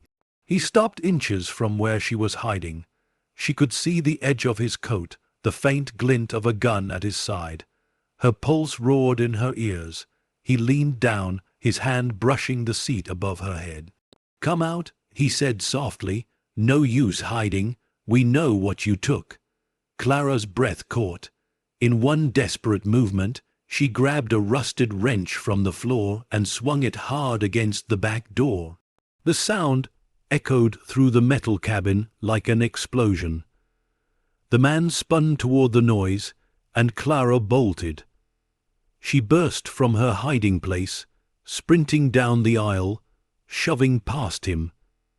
His hand caught her jacket for half a second, tearing the fabric, but she kept running. She dove out of the bus, hitting the wet ground hard. The mud splashed up her arms as she scrambled to her feet and ran toward the house. Behind her, the man shouted something in a language she didn't understand, but she didn't dare look back. She threw herself inside, slammed the door, locked it, and pressed her back against the wall, gasping for breath. For a moment, all she could hear was her own heartbeat and the faint crunch of footsteps on gravel outside. Then silence. Clara moved to the window, peering through the blinds. The man was gone. The bus door hung open, swaying in the wind, but her victory was hollow. The ledger, the manifest, most of the gems, they were gone. Only the ruby remained, burning like a live coal in her pocket. Her hands shook as she pulled it out. The light caught the fracture again, revealing the word inside SOS. She stared at it, whispering through trembling lips. "I'm trying, Hale. I'm trying to save you." Outside, thunder rolled again in the distance. Not from a storm this time, but from engines, multiple, cars. Headlights flickered at the end of the street, one after another, cutting through the fog. Clara's breath hitched. Oh God. She turned, grabbed her keys, and ran down the hall. "Ethan," she shouted, "get your things, we're leaving." His voice came from his room, confused and half asleep. "What, why, now?" she screamed. He stumbled out, "Why?" Died as she shoved him toward the door. "Mom, what's happening?" Clara's voice broke. "We don't have time, just move." They ran out into the damp air, the roar of engines growing louder. She threw open the car door and pushed him inside, her hands trembling as she jammed the key into the ignition. The car sputtered once, then started. Headlights flooded the street behind them. She hit the gas. The tires screeched on wet asphalt as they shot forward, the bus shrinking in the rear-view mirror. In its shattered windows, the faintest flicker of red light still glowed, like a heart refusing to die. And as they disappeared down the road, the sound of shattering glass echoed behind them. One final breath from the past, breaking open at last. The night had taken her home, her safety and her peace. But as Clara drove into the darkness, she wasn't just running anymore. She was being hunted, and somewhere behind them, the ghosts of Santiago were wide awake and following fast. The world blurred into motion. Rain still streaked down the windshield, the wipers barely keeping up as Clara's car tore down the narrow road. Her hands gripped the wheels so tight the veins stood out against her skin. Ethan sat beside her. "Why?" Died, still half in shock, his voice trembling. "Mom, what's happening? Who are they?" Clara couldn't answer. Her chest heaved, breath ragged. The glow of headlights flickered in the rearview mirror. One car, then another, gaining fast. "Mom," Ethan shouted, panic rising. She swallowed hard, forcing her voice steady. Just hold on." The tires screeched as she took a sharp turn, the car fishtailing before gripping the asphalt again. Mud splattered up from the roadside. Behind them, a pair of headlights swung around the corner like a predator finding its prey. Clara pressed harder on the gas. "Seatbelt," she yelled. Ethan fumbled to click it, staring back through the rear window. "They're following us, I know."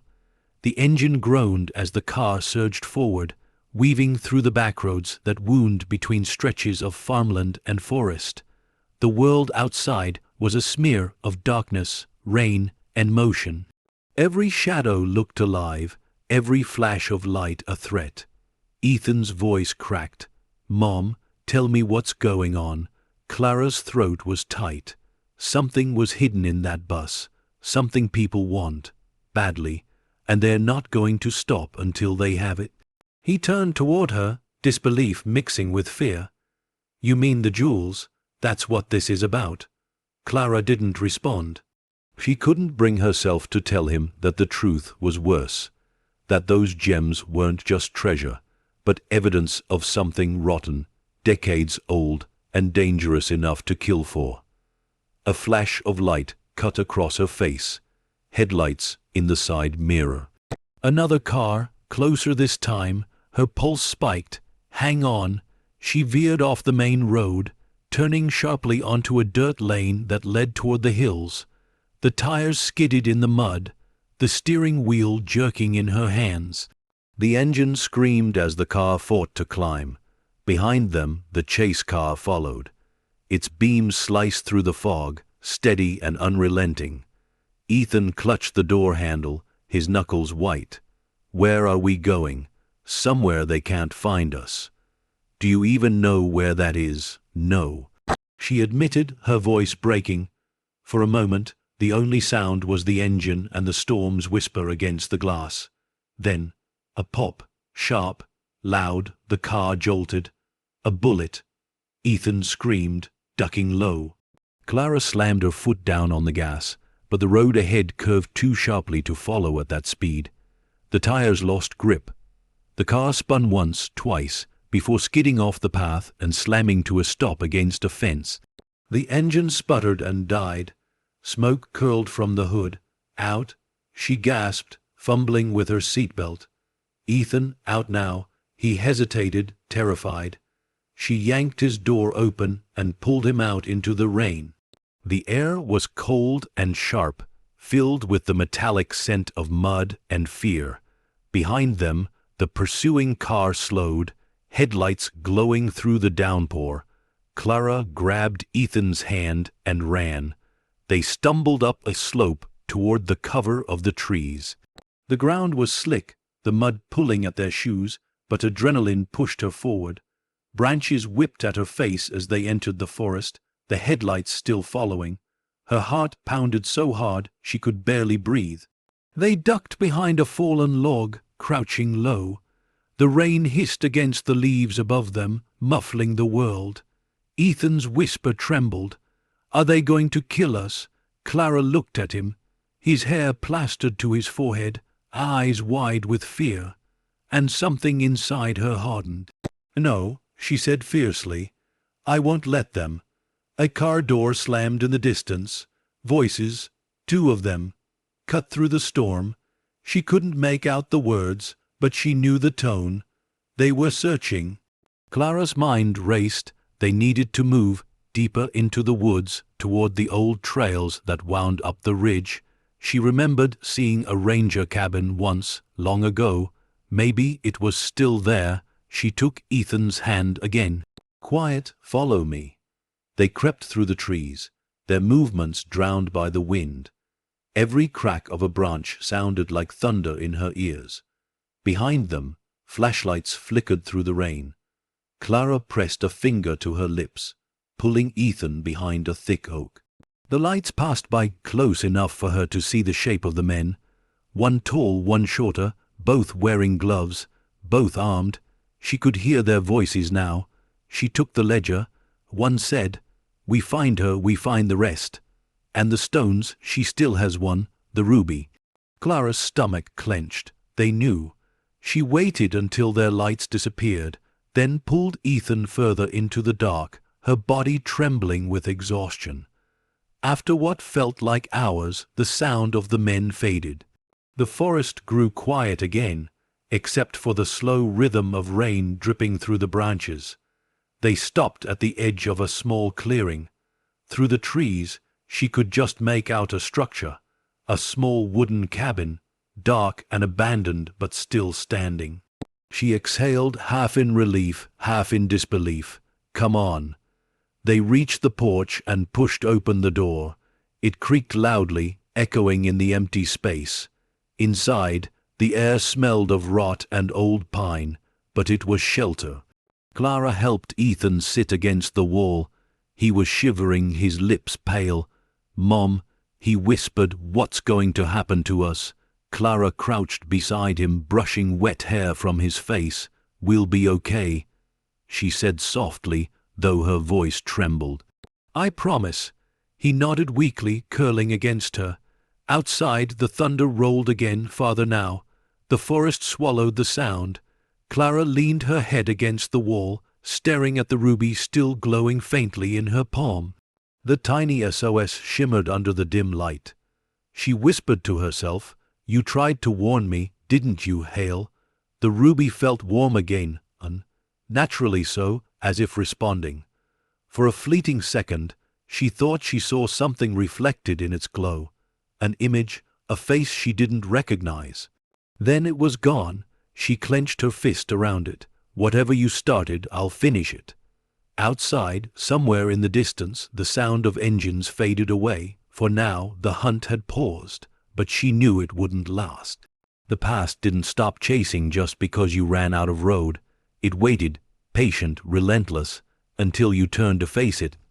As the rain softened and the forest exhaled, Clara sat in the quiet, clutching the stone that had rewritten her life. Somewhere beyond the trees, the men searched and plotted. But for the first time, she didn't feel powerless. The storm had stripped everything away. Now there was only truth, and she was ready to find it. The morning came pale and silent, the kind of quiet that only follows chaos. Mist hung between the trees like breath that hadn't yet exhaled, softening the world into something almost kind. Clara woke slowly, every muscle aching, the smell of damp wood clinging to her clothes.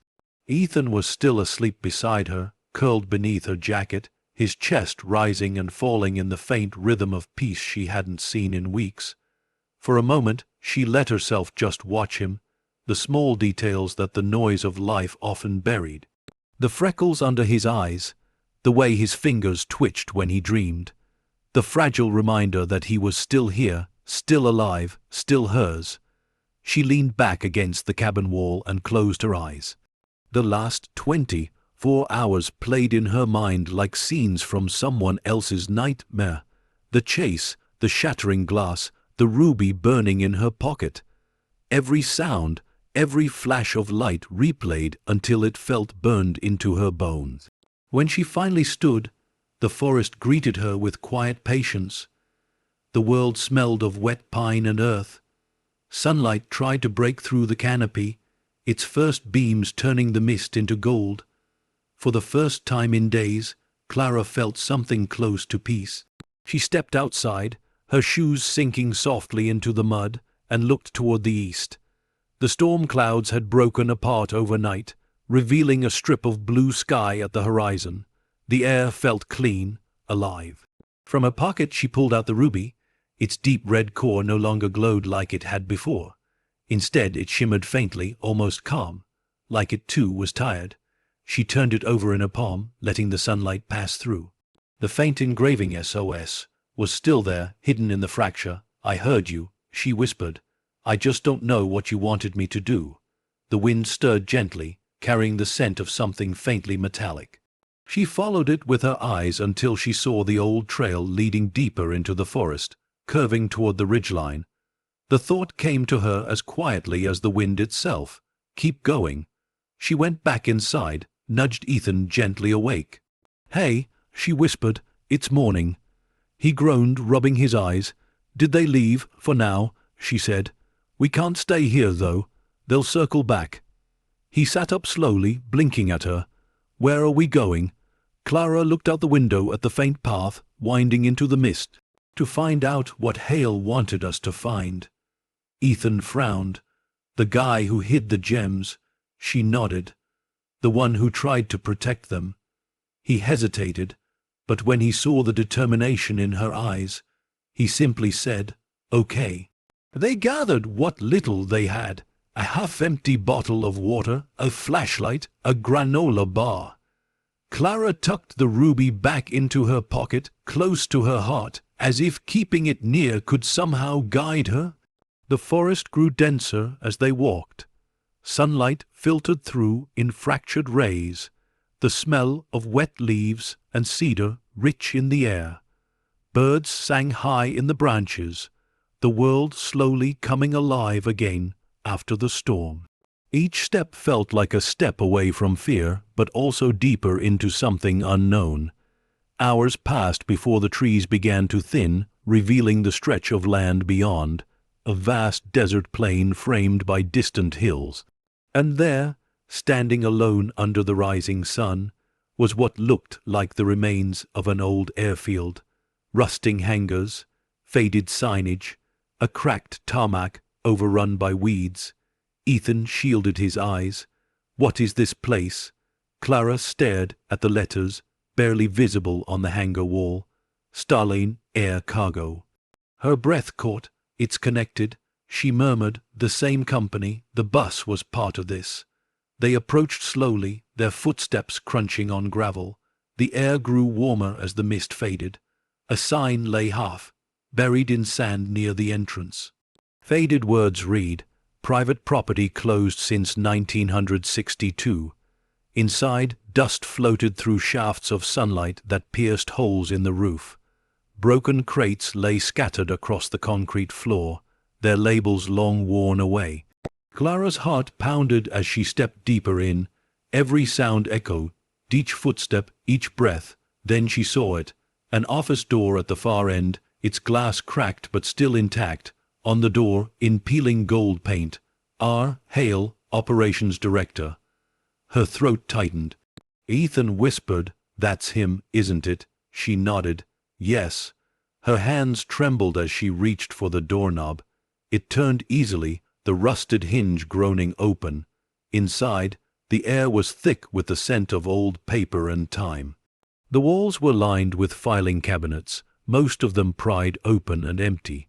A single desk sat in the middle of the room, half covered in dust, sunlight pooling across its surface, and there, beneath the dust, something caught the light.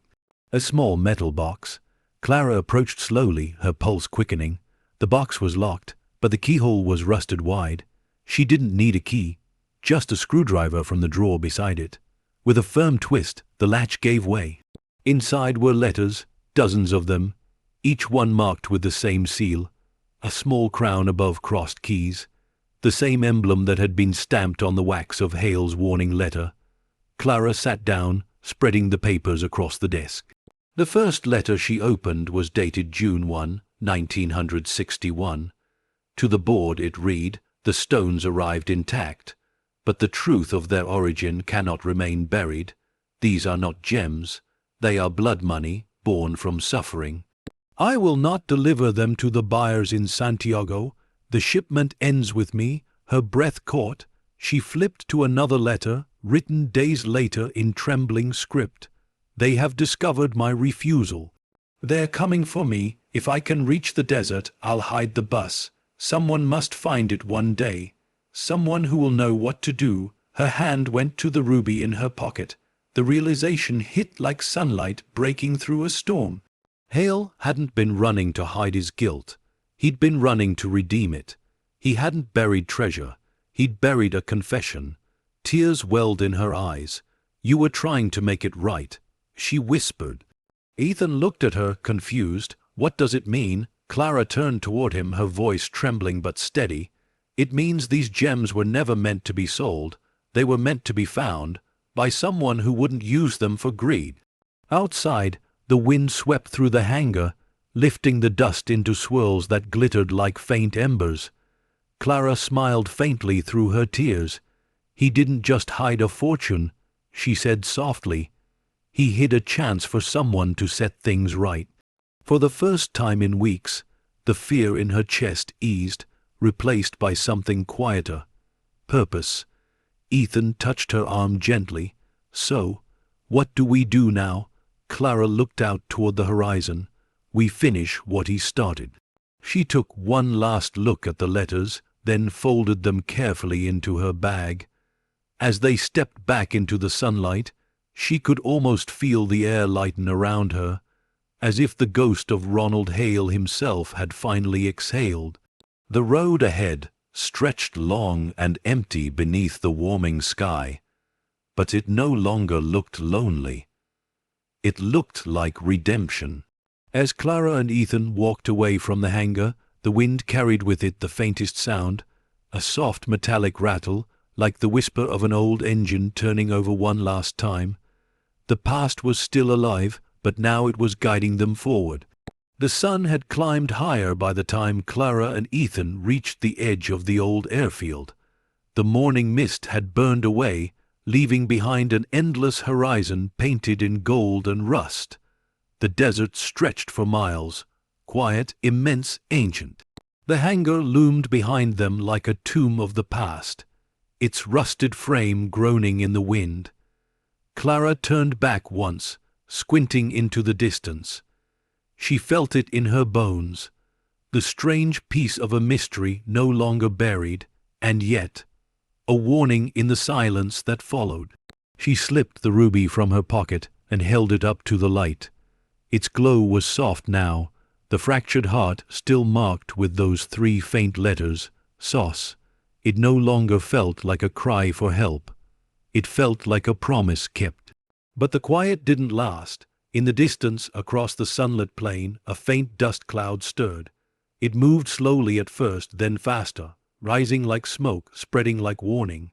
Ethan followed her gaze. "Mom, that's not wind, is it?" Clara's stomach dropped. The glint of metal flashed at the heart of that moving haze. "Vehicles. More than one. They found us," she whispered. Her pulse quickened as she scanned the horizon. There was nowhere to hide. No trees, no rocks, only flat desert and the remnants of the past. She grabbed Ethan's hand. "Come on."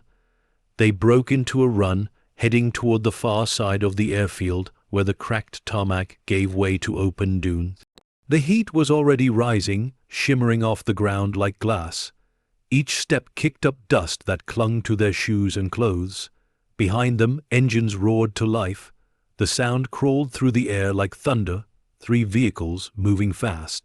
Ethan stumbled, panting, "Mom, we can't outrun cars." "I know." Her eyes darted toward the hangar again. Her mind raced. Hale's letters, his words, they hadn't been just a confession, they were a trail. A story left behind for someone to finish, and maybe a clue. She turned back, pulling Ethan with her. Inside, now, they rushed through the hangar doors, slamming them shut behind them. The echoes rolled through the empty space like cannon fire. Ethan collapsed against a crate, breath ragged. "What do we do?" Clara's eyes swept the room, searching. There had to be something, anything, they could use. That's when she noticed a large wooden crate near the back half, covered by a tarp. It was newer than the others, its wood clean and unrotted. Curiosity overrode exhaustion. She pulled at the tarp. Beneath it, stamped in faded black paint, was a familiar name. Silver Starline Logistics Return to Origin. Her pulse surged. She tore the lid open. Inside, among shredded packing paper, lay a small metal container, a briefcase locked but light, on its surface engraved faintly, R.H. Hale. She breathed. Ethan stood beside her. "Is that his?" She nodded.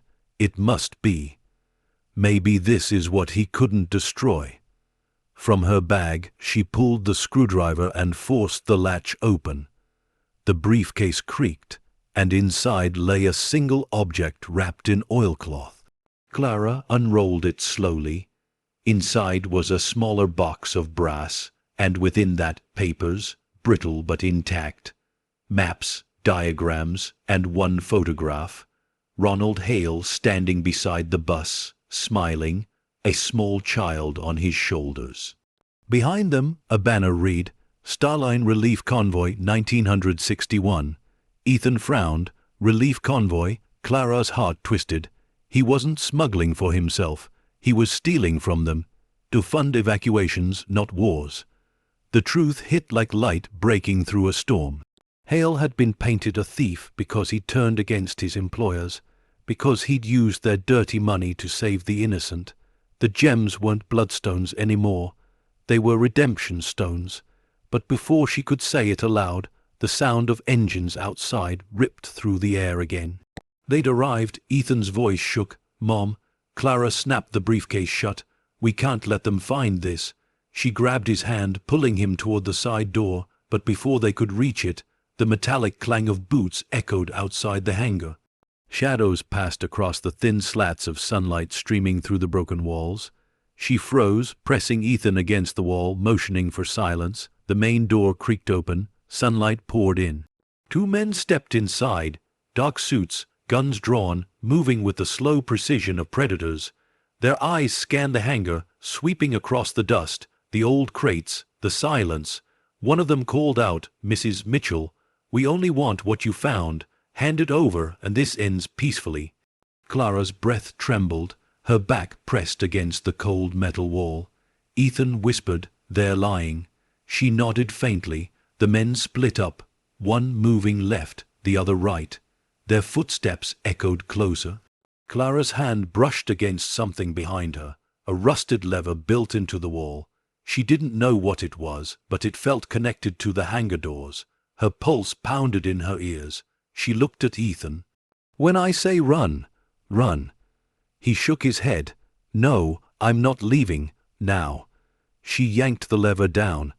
A deafening screech filled the air as the old machinery came to life.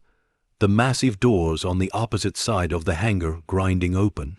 Sunlight exploded through the space, blinding the men. "Run," she shouted. They bolted through the light, the sound of gunfire cracking behind them. Bullets punched through the metal walls, sparks flying. Clara felt one pass close enough to burn her arm, but she didn't stop. They sprinted across the field, sand flying around their legs. Behind them, the hangar roared with echoing shouts. Ethan gasped, "Mom, where are we going?" She pointed toward a cluster of half-collapsed structures at the far end of the tarmac. There, they dove behind the ruins, lungs burning, bodies shaking. The world was nothing but sunlight, dust, and fear. For a moment there was silence, only the distant hum of engines and the rush of blood in her ears. Then Ethan spoke, his voice small but certain. "You said these stones weren't meant to be sold. Then maybe they're not meant to be hidden either." Clara turned to him, startled. "What do you mean?" He looked at her with a steadiness that reminded her of his father. The good parts, the parts that believed in right even when the world didn't.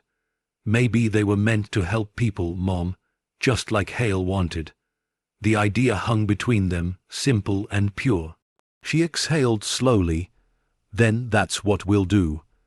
She looked toward the horizon again, the open desert stretching endlessly ahead. For the first time, the road didn't look like an escape. It looked like purpose. Clara reached for her son's hand, holding it tightly as they rose. "We're not running anymore." He squeezed back. "Then what are we doing?" She smiled faintly. "We're going to finish his story." Behind them, the hangar stood like a monument to the truth. Dust swirling in the doorway, sunlight spilling through.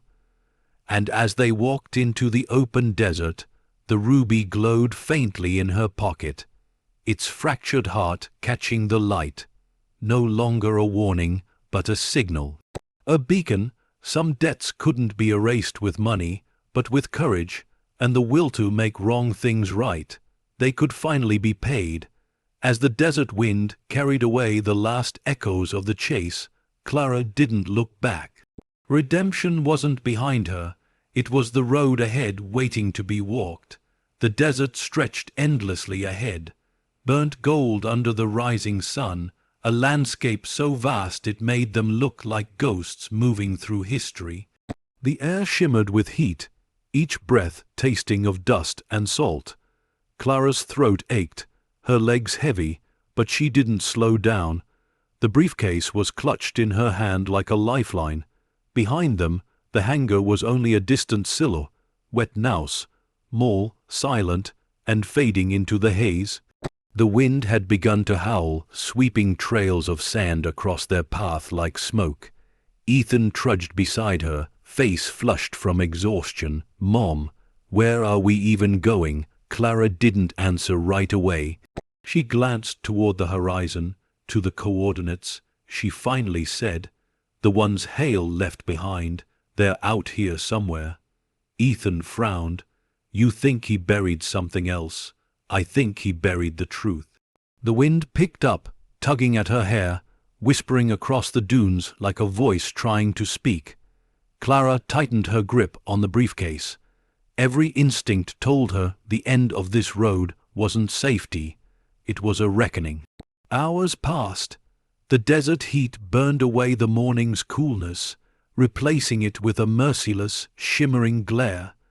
Their footprints stretched behind them in a fading line, soon to be erased by wind. When they finally saw movement ahead, a small, rusted sign half buried in sand, Clara's pulse quickened. She brushed it clean with her sleeve. 2 words were barely visible beneath decades of corrosion: Starline Outpost. Her chest tightened. This is it. The outpost was little more than a collection of skeletal structures, one crumbling shed, a collapsed fuel pump, and a wind-beaten flagpole still standing sentinel against time. The metal siding rattled faintly in the wind, the only sound for miles. Ethan looked around nervously.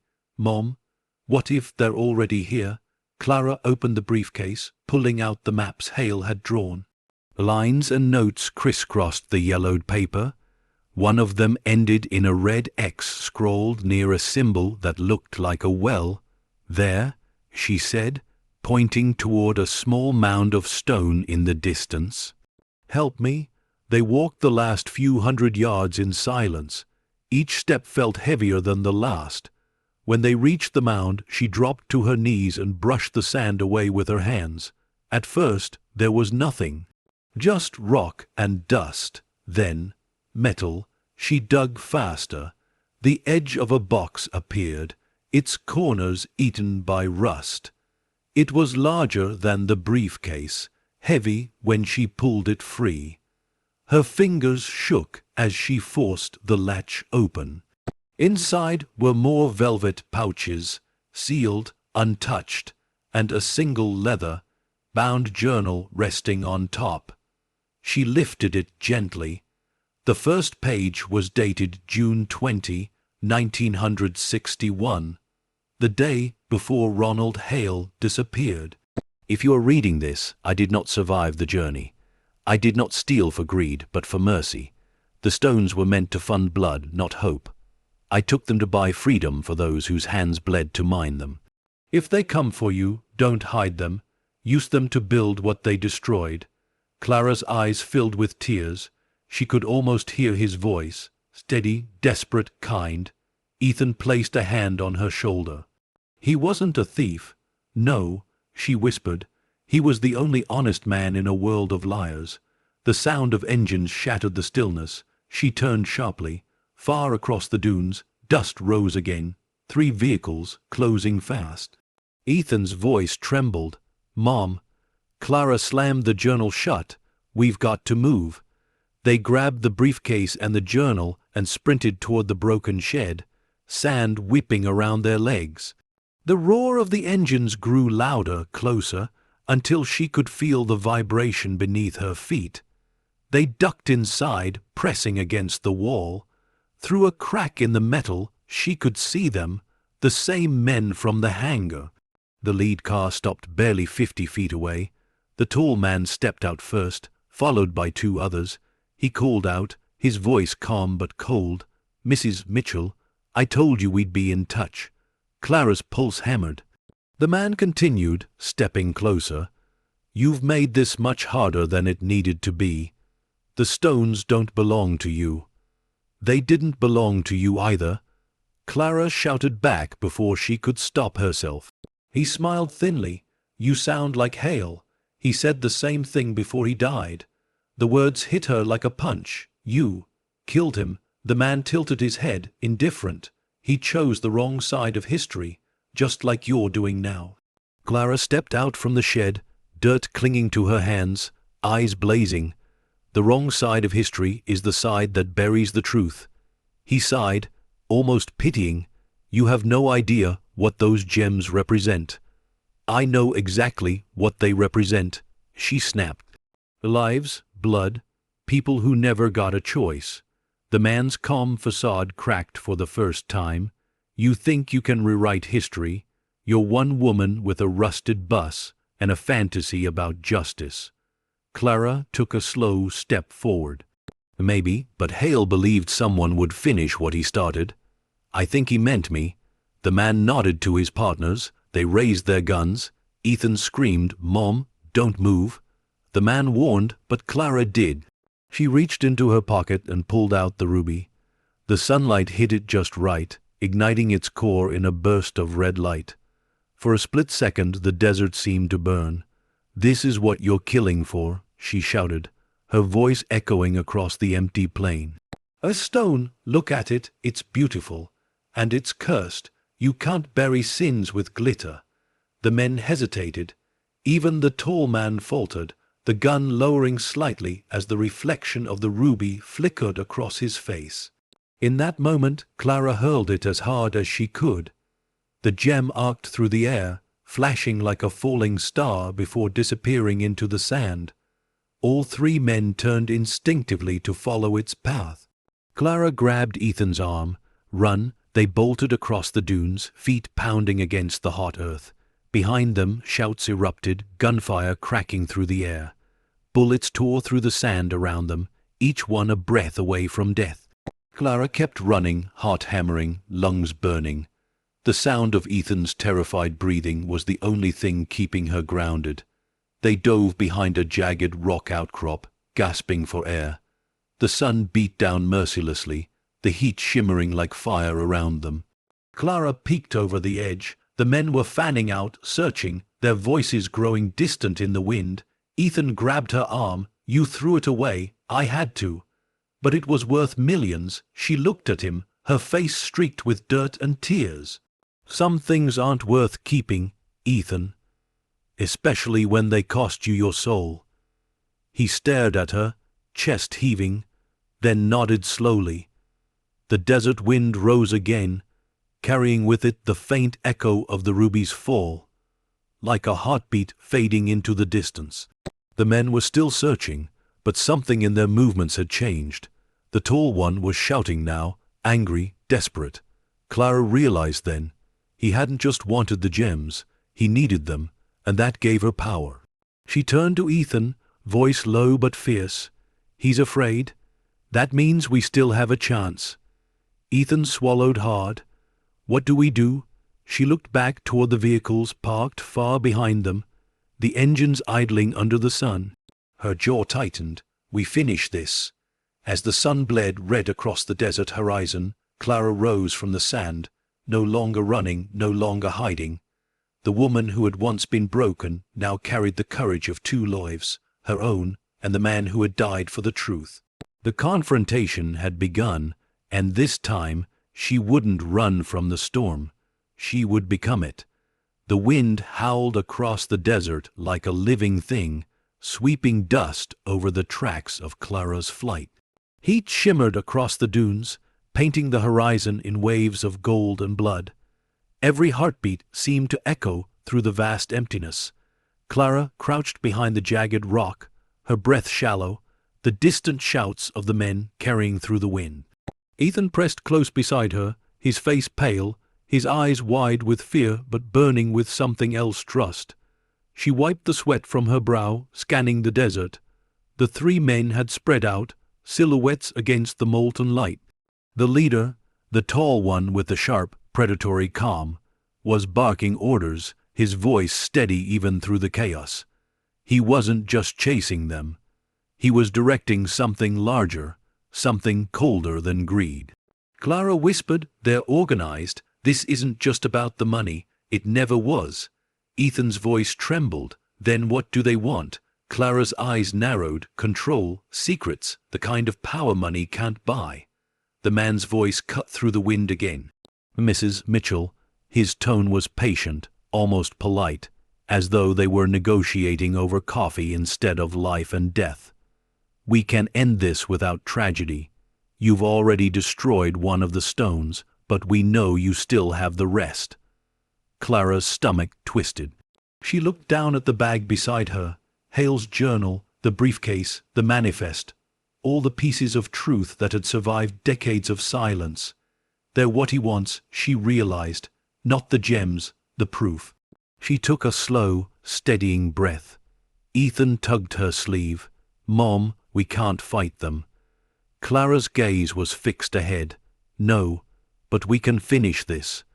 They waited until the men split farther apart, searching the dunes for any sign of movement. Clara seized the moment. She grabbed the journal and tucked it into Ethan's jacket, zipping it tight. "If anything happens," she whispered, "you run north. Don't stop until you see the highway." "No," Ethan hissed, clutching her arm. "I'm not leaving you." She looked at him, really looked at him, and saw a mirror of herself, the same stubbornness, the same fire. Ethan. This all started with someone trying to do the right thing, even when it cost everything. "I need you to carry that forward, no matter what happens to me." His lip trembled. "Mom," but before he could finish, gunfire cracked through the air. The rock exploded beside them, sending shards of stone into the sand. Clara pulled Ethan down, covering him with her body as dust and heat filled the air. The tall man's voice echoed again, closer now. "You can't hide forever." Clara's heart pounded. Every instinct screamed to run, but something inside her, something new, something steel, refused to bow any more. She turned to Ethan, eyes fierce. "Stay low, follow when I say." Then she stood. The desert light hit her like a spotlight as she stepped out from behind the rock, raising her empty hands. The wind whipped her hair across her face, but she didn't flinch. The tall man spotted her immediately. "Mrs. Mitchell," he called, lowering his gun slightly. "Finally, you're smarter than I thought." "Put it down," she said. Her voice was steady, cutting through the wind. He smiled faintly. "That's not how this works." "I'm not here to bargain," she said. "I'm here to end this." He stopped walking.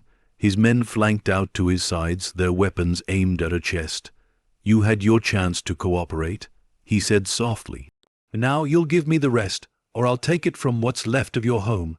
Her blood went cold. "You went to my house," his grin widened.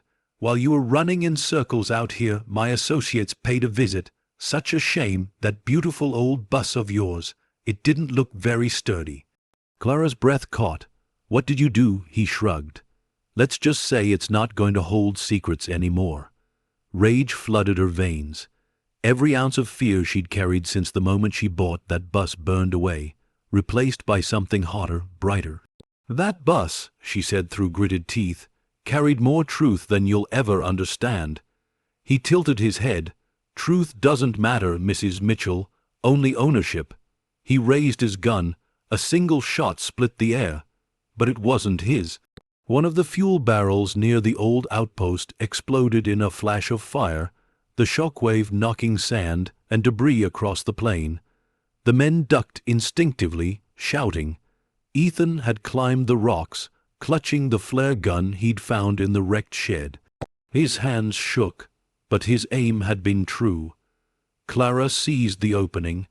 She charged forward, tackling the tall man as his weapon fired wildly into the air. They hit the sand hard, the impact jarring through her bones. He was stronger. He rolled her onto her back, pressing down with the barrel of his gun against her throat. "You should have stayed quiet," he snarled, "like Hale should have." Clara's voice came out strangled but fierce. He stayed human. Her hand shot upward, grabbing a handful of sand, shoving it into his eyes. He roared, stumbling back. She kicked upward with every ounce of strength left, sending him sprawling. Ethan ran toward her, shouting, "Mom!" Clara scrambled to her feet, grabbing the fallen briefcase. "Run!" They sprinted toward the old windmill tower, its metal frame swaying in the wind. Behind them, gunfire erupted again, bullets tearing through the sand. They reached the base of the tower just as another explosion rocked the air, the last of the barrels catching fire, sending flames roaring through the old outpost. The tall man shouted, "Stop them! Don't let them leave with that case." Clara climbed the tower ladder, dragging Ethan behind her. The wind howled around them, the metal trembling under their weight. Below, the men closed in, their guns glinting in the sunlight. At the top, Clara reached a rusted platform overlooking the burning desert. The smoke twisted upward, black against gold. She opened the briefcase one last time, revealing Hale's documents. The ledger, the letters, the proof of everything. "Mom," Ethan gasped, "what are you doing?" She looked at him, her face streaked with ash and tears. "Finishing what he started." Below, the tall man shouted her name, his voice rising above the fire. Clara took one deep breath, then lifted the briefcase over her head. "This isn't yours anymore," she shouted. It never was. And with that, she hurled it into the fire. The briefcase struck the ground and burst open. Flames consumed the papers instantly, the words of corruption and confession turning to ash and smoke. The wind caught the embers, scattering them across the desert like burning stars. The tall man screamed in fury, firing blindly into the air, but Clara didn't flinch. She just watched as Hale's story burned free from the grip of men who had turned it into a weapon. Beside her, Ethan's voice shook. "You destroyed it." Clara turned to him, eyes shining. "No, I freed it." The man below aimed his gun upward. The barrel flashed. The bullet missed. By inches. It struck the tower's support beam instead. The metal groaned, twisted, and then the whole structure gave way. Clara grabbed Ethan's arm, pulling him close as they fell. The world spun, a blur of light, fire, and dust, before they hit the sand hard. Pain exploded through her shoulder, but she didn't let go of him. The tower collapsed behind them in a storm of steel and flame. When the smoke cleared, the men were gone, swallowed by the chaos, their vehicles abandoned. The desert was silent again, except for the crackle of dying fire. Clara lay in the sand, chest heaving, her son's heartbeat against her arm. She whispered, "It's over." Ethan lifted his head weakly. "Did we win?" She smiled faintly, eyes glistening. "We didn't win, honey. We survived, and sometimes that's enough." He leaned into her, the two of them framed against the rising smoke and the endless desert sky. The ruby lay in the sand beside them, half buried but unbroken. The sunlight caught its fractured heart once more, igniting a faint glow that spread across the glass. The word SOS shimmered and then faded, finally answered. As the wind swept across the wasteland, carrying ash and truth into the horizon, Clara closed her eyes. The battle was over, but redemption had just begun. The desert dawn arrived like a whisper. Soft, forgiving light spread over the dunes, painting the world in muted golds and silvers. The air was still warm from the fire that had consumed the night, and smoke hung low to the ground like a memory refusing to fade. Clara woke slowly, the taste of ash still on her lips, her body aching from the fall. She turned her head toward Ethan. He was sleeping beside her in the sand, his arm curled around his chest, his face streaked with dust. But his breathing, steady, quiet, alive, was the only sound that mattered. She let out a trembling sigh of relief, the kind that comes from surviving something you were sure would kill you. When she sat up, the world around her looked almost unrecognizable. The remains of the outpost were nothing but blackened frames and twisted metal, the tower now a skeleton buried halfway in sand. The flames had burned themselves out, leaving behind silence and the faint smell of redemption. The sun was rising higher, its light touching everything that had once been hidden, and for the first time Clara wasn't afraid of what it revealed. She stood carefully, brushing sand from her clothes, wincing as pain flared through her shoulder. Her gaze drifted across the ruins until something caught the light, a faint glimmer near the base of the collapsed tower. She froze, a flash of color, red, blue, green, the gems. She moved slowly toward them, her boots crunching softly on the cooling sand. Nestled among the ashes and twisted steel was a small iron chest, half buried, its lid charred but intact. She knelt, fingers trembling as she pried it open. Inside lay several velvet pouches, scorched around the edges but untouched inside. The stones within glowed faintly in the new light, their colors pure and defiant. But that wasn't what made her gasp. Beneath the pouches was a folded sheet of parchment, brittle but legible. She lifted it with care, brushing away soot. Across the top, in faded ink, were 3 words, to the finder. Her breath caught as she began to read. If you have reached this place, you have already walked through fire. I cannot ask your name, but I trust that time has chosen you wisely. These stones are not a gift. They are an apology. I once believed I could buy back what was lost. I was wrong. No fortune can erase blood. No jewel can redeem a life. But perhaps they can build something worthy from what was broken. If you are reading this, do not keep them. Give them meaning. That is all I ask. The signature was faint but unmistakable.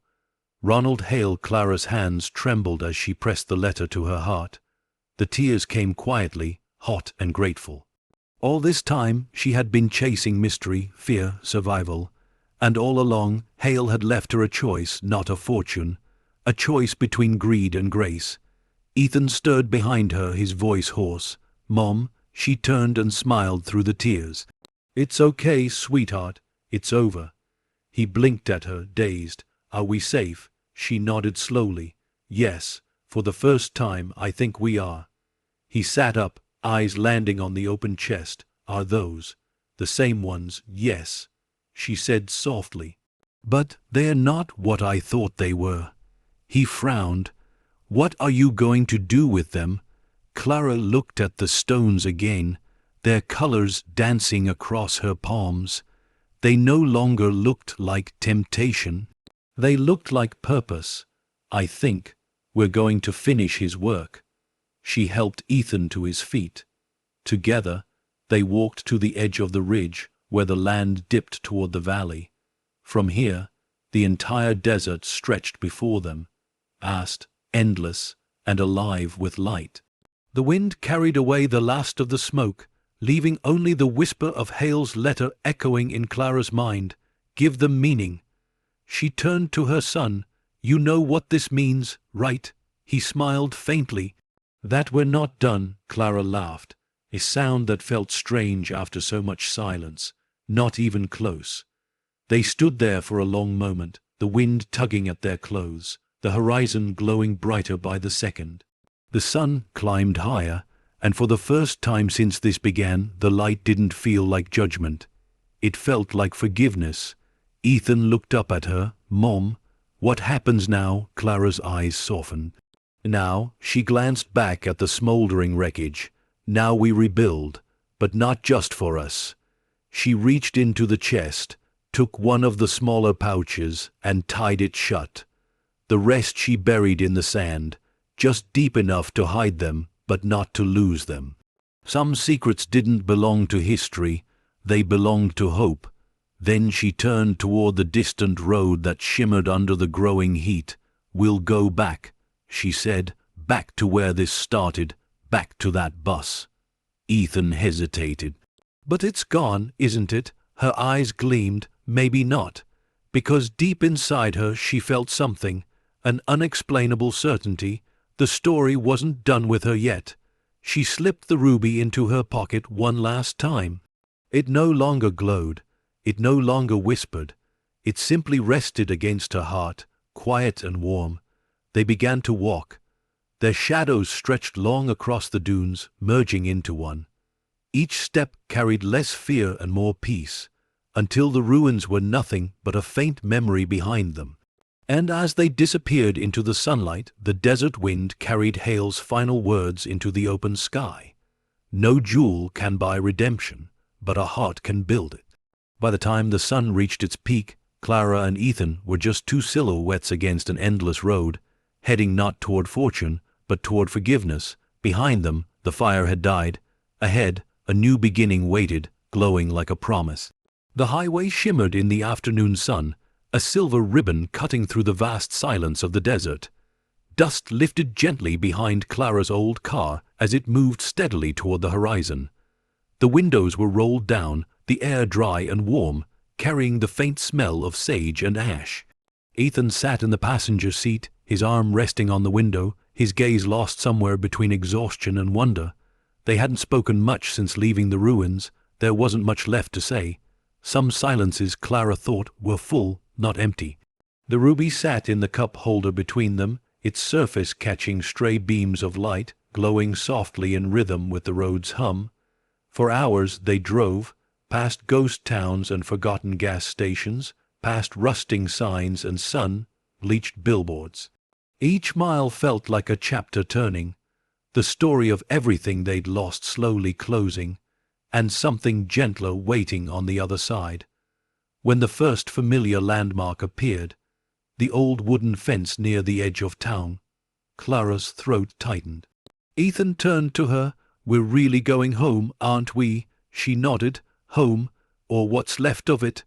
They drove in silence the rest of the way, until the outline of their small house appeared beyond the hill. But as they came closer, Clara's heart sank. The bus, what was once a gleaming symbol of hope, now sat blackened and half collapsed, the frame charred from fire. The smell of smoke lingered faintly in the air, though the ashes had cooled. The fire hadn't spared much. Ethan's voice was small. "They did this." Clara parked the car and stepped out, the dry earth crunching beneath her boots. She walked slowly toward what was left of the bus. Its silver skin was warped and blistered from heat, its windows shattered into diamond dust. She touched the metal gently, her fingers tracing over the burn marks as if reading Braille. "This was where everything started," she murmured. Ethan joined her, his hand finding hers. "It's just gone." Clara smiled faintly, shaking her head. "Not gone, changed, like us." The sun dipped lower, and the light poured through the broken shell, turning the wreck into something almost holy. The frame glowed, the ashes beneath it glittering faintly. That's when she saw it. Something gleaming just under the collapsed ceiling panel. "Hold on," she whispered. She reached through the bent metal and pulled free a small metal box, blackened from the flames. The latch was melted shut, but when she pried it open, a soft creak revealed its contents. Inside were two things: a folded piece of paper, untouched by fire, and a handful of gemstones, smaller than the others, but brighter somehow. She lifted the paper carefully, unfolding it in the fading light. "If you're reading this, then you've already done what I could not. You've faced them. You've survived. And if you still hold even one stone, then the world still has a chance to heal. These were never mine to keep, nor yours. They belong to the ones who lost everything because of men like me. Find them, give it back." That is how the curse ends. Her vision blurred through tears. "He knew," she whispered. "He knew this would happen." Ethan stared at the gems. "What are we supposed to do with them?" She closed the box gently, pressing it against her chest. "We'll give them meaning." That evening, as the sky burned orange and crimson, they began to clean the wreck. It wasn't about saving what was left. It was about honoring what it had given them.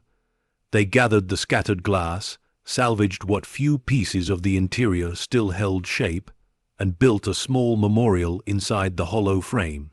A simple wooden board nailed across the center beam bore Hale's name, written in charcoal from the ashes: Ronald Hale, 1928-1961.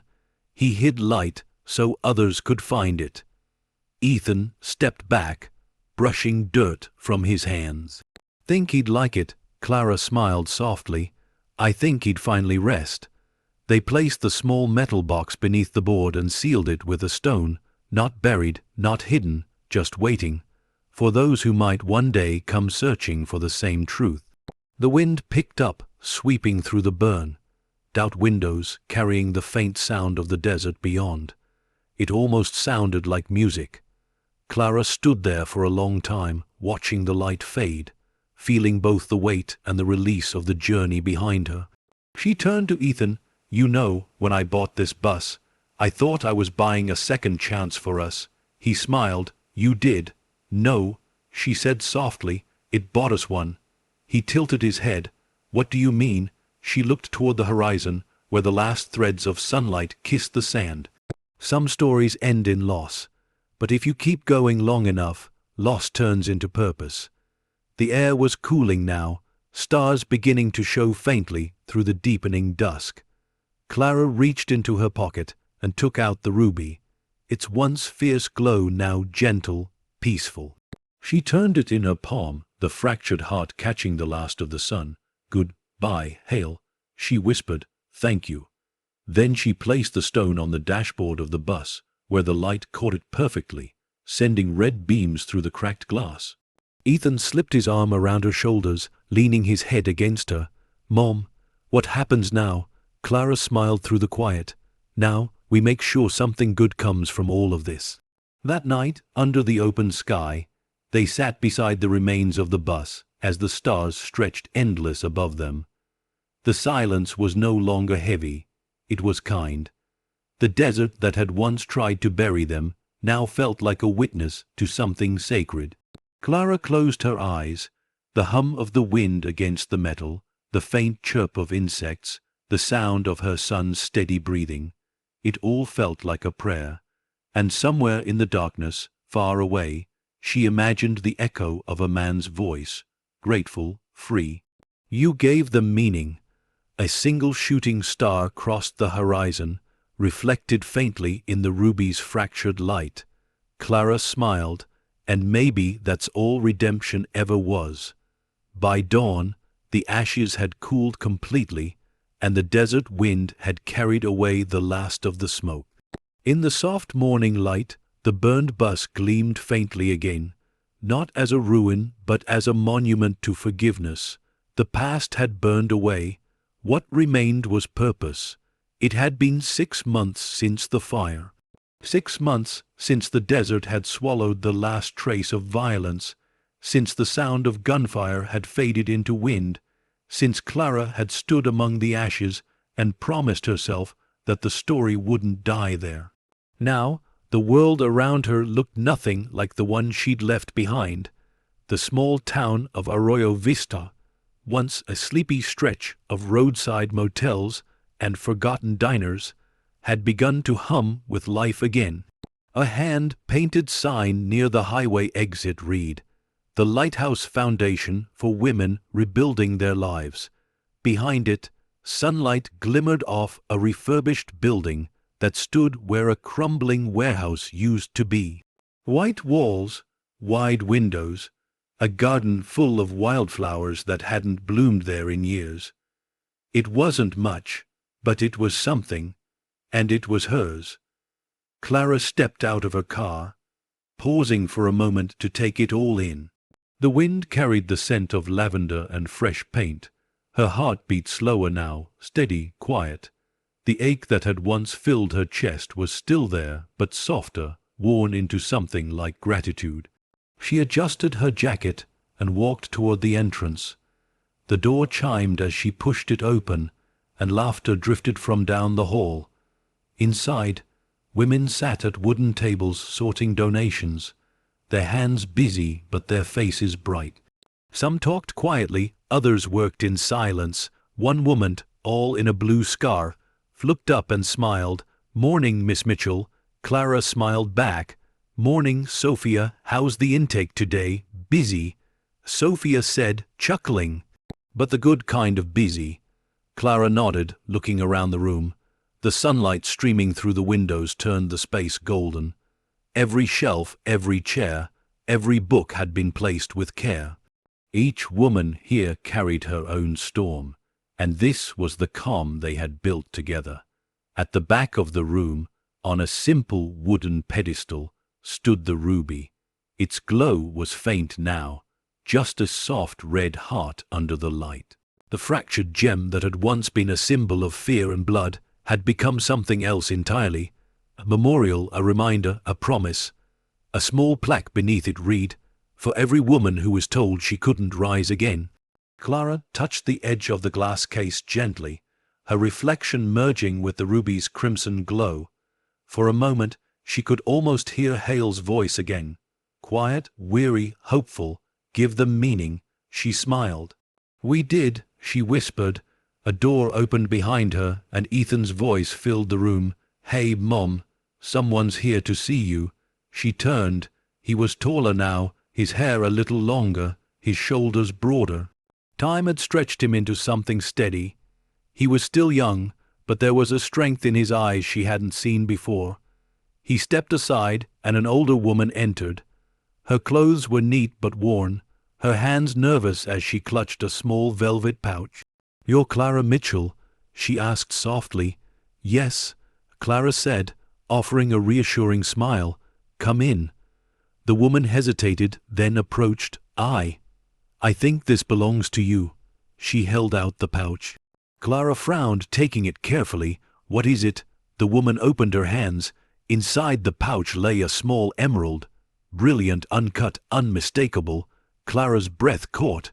"Where did you find this?" "My father worked for Starline," the woman said quietly.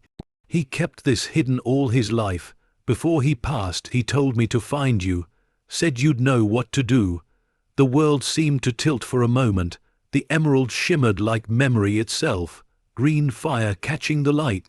Clara swallowed hard. "He was one of them," the woman nodded. "He said Hale wasn't the monster they painted him to be. He said Hale saved lives, and he said, you finished what he couldn't." Clara's throat tightened. "He's right." She placed the emerald next to the ruby in the case. The two stones caught the light together, red and green, flame and earth, each reflecting off the other. Sophia, watching from across the room, smiled. "Looks like your story found another ending." Clara nodded slowly. "No," she said softly, "it found its beginning." Ethan joined her, hands in his pockets, eyes on the glowing stones. "You think there are more out there?" Clara smiled faintly. "Maybe, but they'll find their way here when they're ready, just like we did." That afternoon, as the sun began to dip, the Foundation opened its doors for the first time to the public. A small crowd gathered in the courtyard, locals, volunteers, and a handful of women who had found shelter under its roof. Clara stepped up to the simple wooden podium. Her voice was calm, clear, filled with a quiet strength that came from surviving storms and finding meaning in the wreckage. "I once thought a treasure was something that could change your life overnight," she began, "but I was wrong. The real treasures are the people we save, the hope we rebuild, and the light we share after losing everything." She paused, glancing toward the ruby and emerald glowing in the window behind her. "These stones, they were born from suffering, but today they belong to healing. They remind us that no matter how dark the night, there's always someone out there carrying a light forward, even if they never get to see where it shines." The crowd was silent, the weight of her words settling like dawn. Clara smiled softly. "So here's to second chances, to those who fell and those who helped them rise. This place, this foundation, is not built from fortune, it's built from faith." Applause rose gently, growing until it filled the courtyard with warmth. Ethan stood off to the side, watching her with pride. When she stepped down, he met her halfway, wrapping her in a quiet embrace. "You did it, Mom," he whispered. Clara rested her head against his shoulder. "No," she murmured, "we did." As twilight deepened, the lights from the foundation glowed across the town, soft, golden, constant. From above, it looked like a lantern burning in the middle of the desert, refusing to go out. Inside, the ruby and the emerald gleamed together, their fractured hearts reflecting every bit of light that touched them. They were no longer symbols of what was lost. They were proof of what was found. And as the night settled over Arroyo Vista, Clara looked out from her window, whispering to the stars, "You gave them meaning, and now they'll give it to others." The story that began with a rusted bus and a broken heart had become something larger, an inheritance of courage, compassion, and grace. And though the past would always whisper, the future finally sang back. Night had fallen softly over Arroyo Vista. The desert wind, hummed through the streets, carrying the faint scent of wildflowers and fresh paint from the foundation's garden. Inside the lighthouse building, the laughter of women still lingered in the halls, fading slowly as the day's work gave way to quiet peace. Clara stood by the window in her small office, the lights dimmed to a gentle glow. The ruby and emerald on the pedestal nearby reflected against the glass, their colors merging, a dance of red and green that painted her reflection in shades of warmth and memory. She let out a long breath, resting her hands on the wooden desk. For the first time in a long time, the silence didn't feel empty. It felt like a homecoming. Outside, she could see the courtyard filled with lanterns, small glass jars lit from within, placed there by the women who had rebuilt their lives under this roof. Each lantern represented a story, a survival, a victory. One by one, the lights flickered like a constellation growing on the earth. Sophia entered quietly, holding 2 cups of tea. "You should be resting," she said with a smile. Clara took 1 cup and smiled back. "You sound like my doctor." "I sound like your friend," Sophia replied, settling into the chair across from her. "You've been carrying this for so long. It's okay to let go now." Clara gazed out the window again, her reflection overlapping with the glow of the lanterns. "Maybe letting go isn't the right word," she said softly. "Maybe it's passing it on." Sophia tilted her head. "To who?" Clara turned toward her, eyes shimmering. "To whoever needs it next." They sat in silence for a while, sipping tea, the sound of the wind mingling with faint laughter from down the hall. Then Sophia asked, "Do you ever think about him, Hale?" Clara smiled faintly. "Every day, but not with sadness anymore. I think he'd be proud of this, proud that something good finally came from what he tried to protect."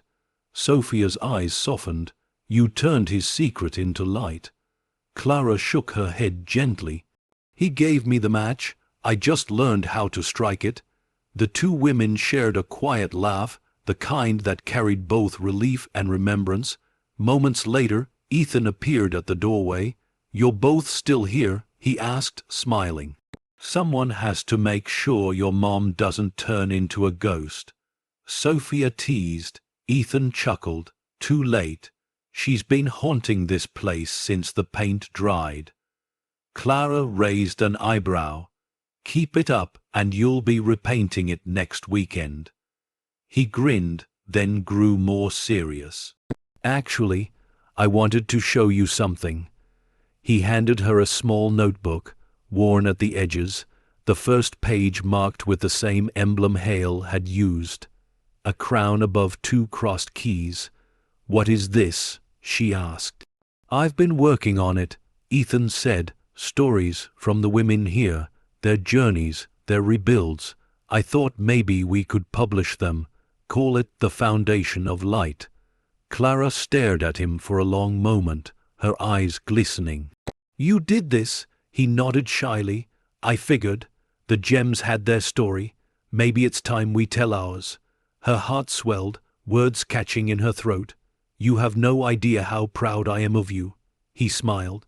"You're the one who taught me what to do with pain, Mom. You turned it into purpose." Clara reached out, touching his cheek. "No, we did." Later that night, after the others had gone home and the lights had dimmed, Clara walked through the empty halls of the foundation. Her footsteps were soft on the polished floor. She stopped at the display case one last time, staring at the ruby and the emerald.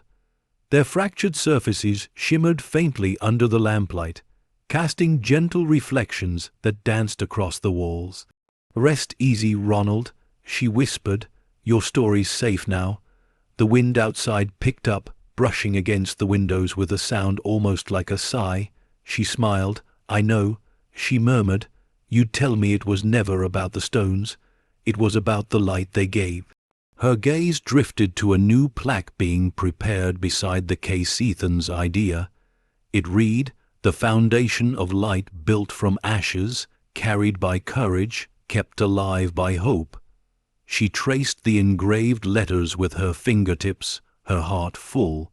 The next morning, sunlight poured through the windows in bright ribbons, filling the hallways with warmth. The first group of women gathered early, laughter echoing as they prepared for another day of work. Clara stood outside, coffee in hand, watching as Sophia directed deliveries, and Ethan helped assemble new shelves in the community kitchen. The place buzzed with real, living, human energy. She looked up toward the sky. The desert air was cool, the horizon endless, and the wind carried a faint whisper that felt almost like a voice. You gave them meaning. Clara smiled, eyes glistening, and they gave it back. As she turned toward the open door, her steps were lighter than they'd been in years. The past no longer clung to her shoulders. It followed behind her like a shadow finally at peace. She paused in the doorway, looking once more at the display of the gems. The ruby and emerald gleamed under the morning light, side by side, no longer treasures but symbols.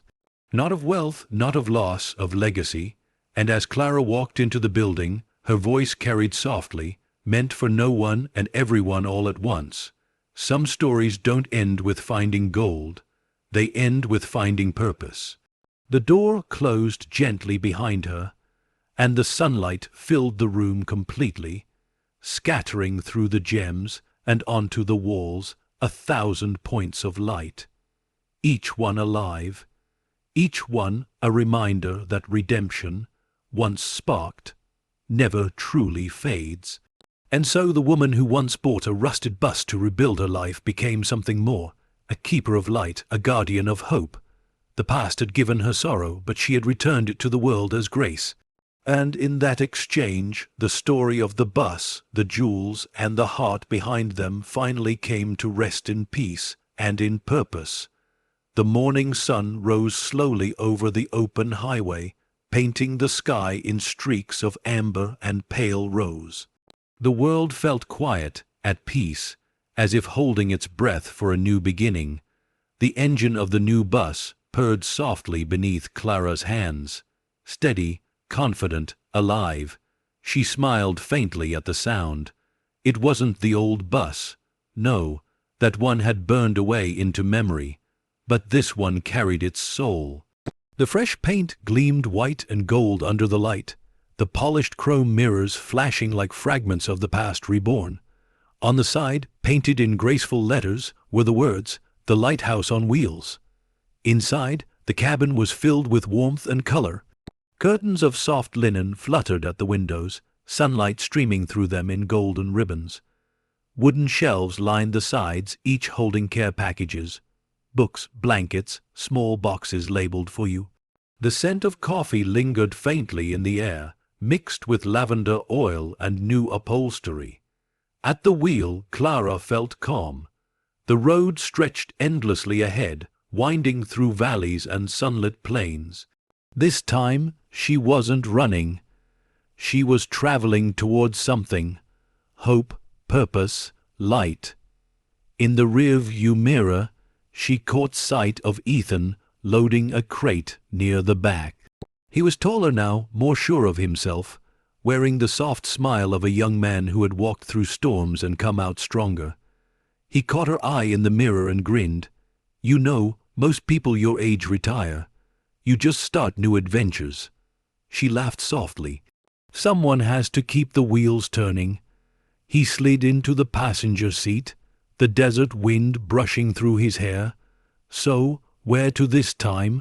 Clara's eyes flicked to the map taped beside the dashboard. A red circle marked their next stop, a women's shelter outside Tucson. "There," she said simply. "They reached out last week, lost funding, short on supplies." Ethan nodded. "Then that's where we go." She smiled, easing the bus onto the highway. "You sound like me." He looked at her, his voice warm. "I learned from the best." The road opened wide before them, sunlight glinting off the windshield. The hum of the tires against asphalt created a rhythm that felt almost musical, a quiet hymn to second chances. Clara rolled down her window, letting the wind rush through her hair. The landscape unfurled around them. Fields of wildflowers, patches of sagebrush, old telephone poles that stood like sentinels of forgotten stories. Every mile was a reminder of how far they had come. In the distance, the faint outline of mountains shimmered through heat and haze. "Do you ever think about it?" Ethan asked suddenly. "The bus, the gems, Hale." Clara's smile softened. "Every day, but not with pain anymore. He's part of the story now, just, not the ending."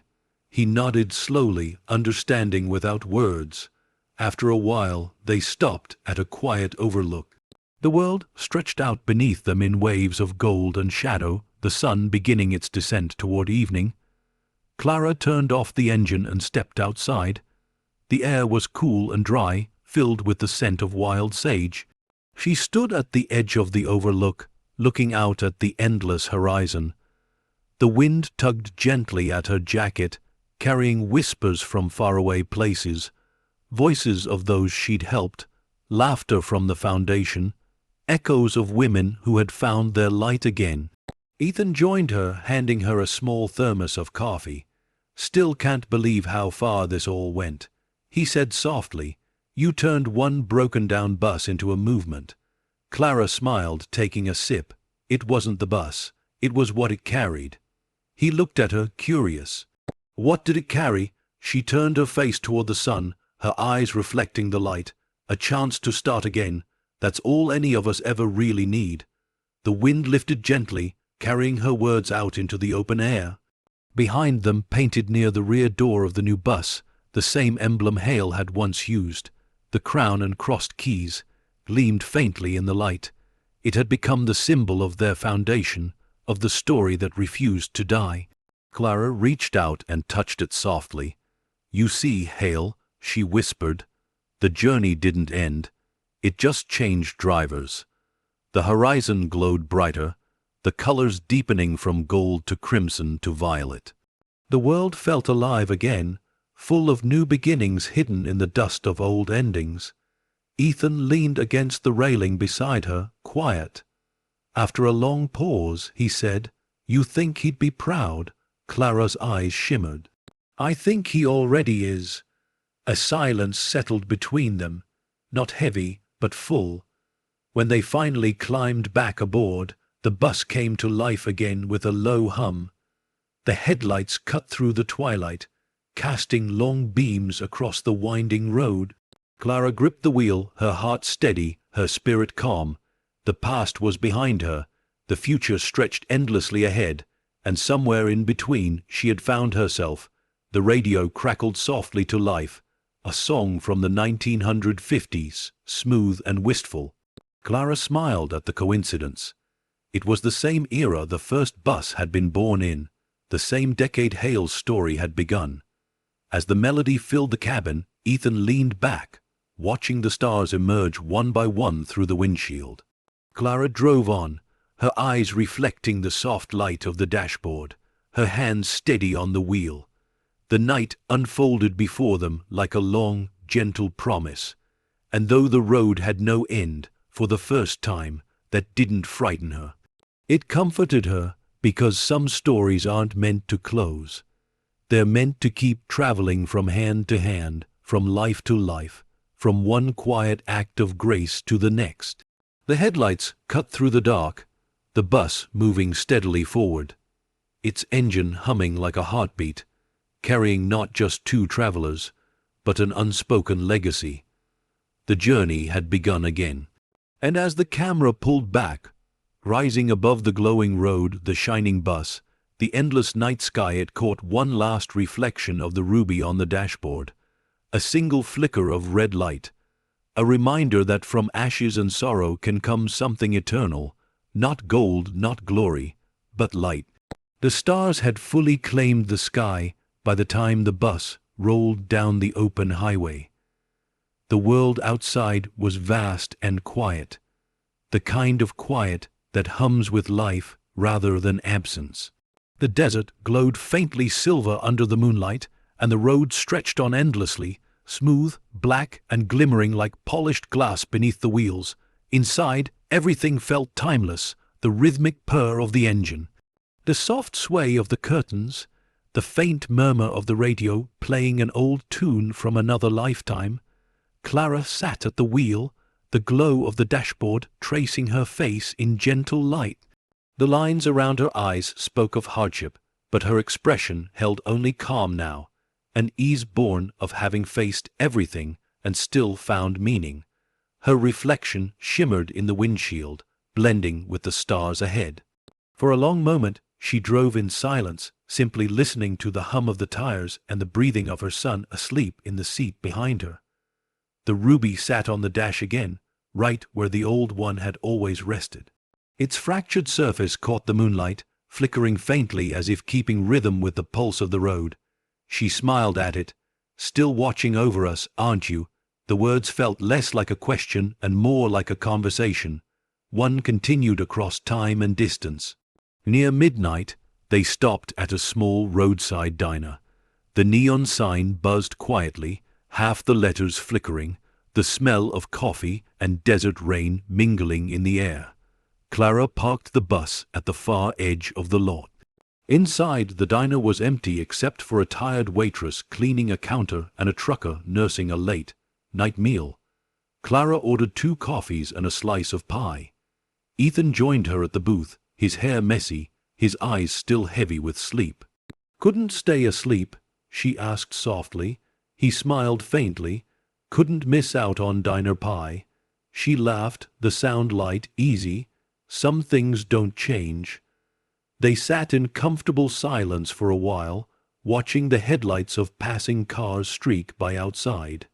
The waitress placed their order on the table and smiled, recognizing Clara from a local news story about the foundation. "You're the one who started that shelter, right? The one helping women get back on their feet?" Clara nodded modestly. "We just give them a place to begin again." The waitress smiled warmly. "Well, bless you for that. World needs more people who remember where they came from." Clara's eyes softened. The world just needs more people who believe in second chances. When the waitress walked away, Ethan glanced at his mother. "You know, that's kind of your thing now. Second chances." She chuckled. "Maybe it's everyone's thing. Most people just forget they deserve one." He leaned back, looking at her with quiet pride. "You know, when I was little, I thought you were running from everything. Now I see you were running towards something." Her hand stilled on her coffee cup. She looked at him for a long moment. "Maybe both. But sometimes you have to run from the darkness just to find the light."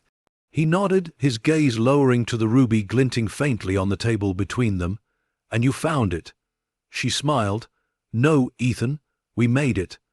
They finished their pie and stepped back into the cool desert air. The wind brushed softly through Clara's hair as she looked up at the vast sky, an ocean of stars, quiet and infinite. She thought of the bus that had started it all, now a monument under desert sands. She thought of Hale and his letters, of his courage, his guilt, his hope. She thought of the women rebuilding their lives, of laughter in the foundation's halls, of every scar now turned into a story worth telling. Ethan broke her reverie softly. "You ready?" Clara looked at him, then at the road that disappeared into the night. "Always." They boarded the bus again. The headlights came to life, cutting through the darkness in 2 clean beams of white. The engine purred, smooth and strong. The diner faded in the rearview mirror until it was just a blur of neon and memory. Clara drove on, the hum of the wheels steady beneath her. The moon climbed higher, casting silver over the desert. The air was cool through the open window, carrying the faint scent of sage and sand. Ethan leaned his head back, watching her drive. "You ever think about stopping?"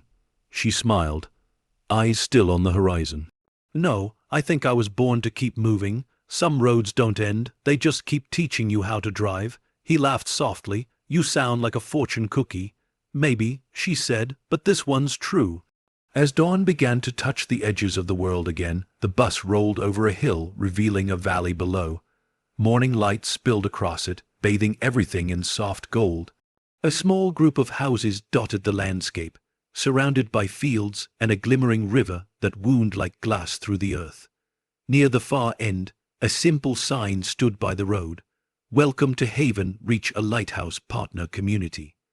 Clara slowed the bus, her eyes wide. "They did it," she whispered. Ethan leaned forward. "Did what?" The foundation expanded. She said, a smile breaking across her face. "They built another shelter." Below them, the town shimmered under the new light. Fresh roofs, clean paths, laughter echoing faintly even from this distance. Clara's eyes filled with quiet awe. "The light keeps spreading." Ethan grinned. "Looks like it doesn't need us anymore." She shook her head gently. "No, it always needs someone. That's the beauty of it. One flame lights another." They descended the hill slowly, the new bus gleaming under the sunrise, golden rays reflecting off its sides like liquid fire. The road curved, leading them toward the town, and the future waiting beyond it. As they crossed the bridge into Haven Reach, Clara caught her reflection in the mirror once more. The same woman who had once stood in a broken driveway, staring at a rusted bus and a ruined life, now looked forward with calm certainty. The pain was gone, the fear replaced by peace. She whispered, mostly to herself, "Every journey ends somewhere. I think this one ends in light." Ethan smiled, his voice gentle. "Then let's drive right into it." The camera lingered as the bus rolled forward, the sunlight flaring brighter, the engine's hum fading into music, a slow, hopeful melody that rose with the morning. In the final frame, the bus became a silhouette against the rising sun. The ruby on the dashboard glowed once more, catching the last of the dawn light before fading to stillness. And Clara's voice, soft, reflective, timeless, echoed as the screen faded to white. "Some treasures aren't buried to be found. They're buried to remind us what we're capable of finding in ourselves." The road stretched on, endless and golden. The journey continued, not just for Clara, but for every soul who had ever looked at the ruins of their life and decided to rebuild. The light that began in a broken bus would keep traveling, one heart, one story, one act of grace at a time.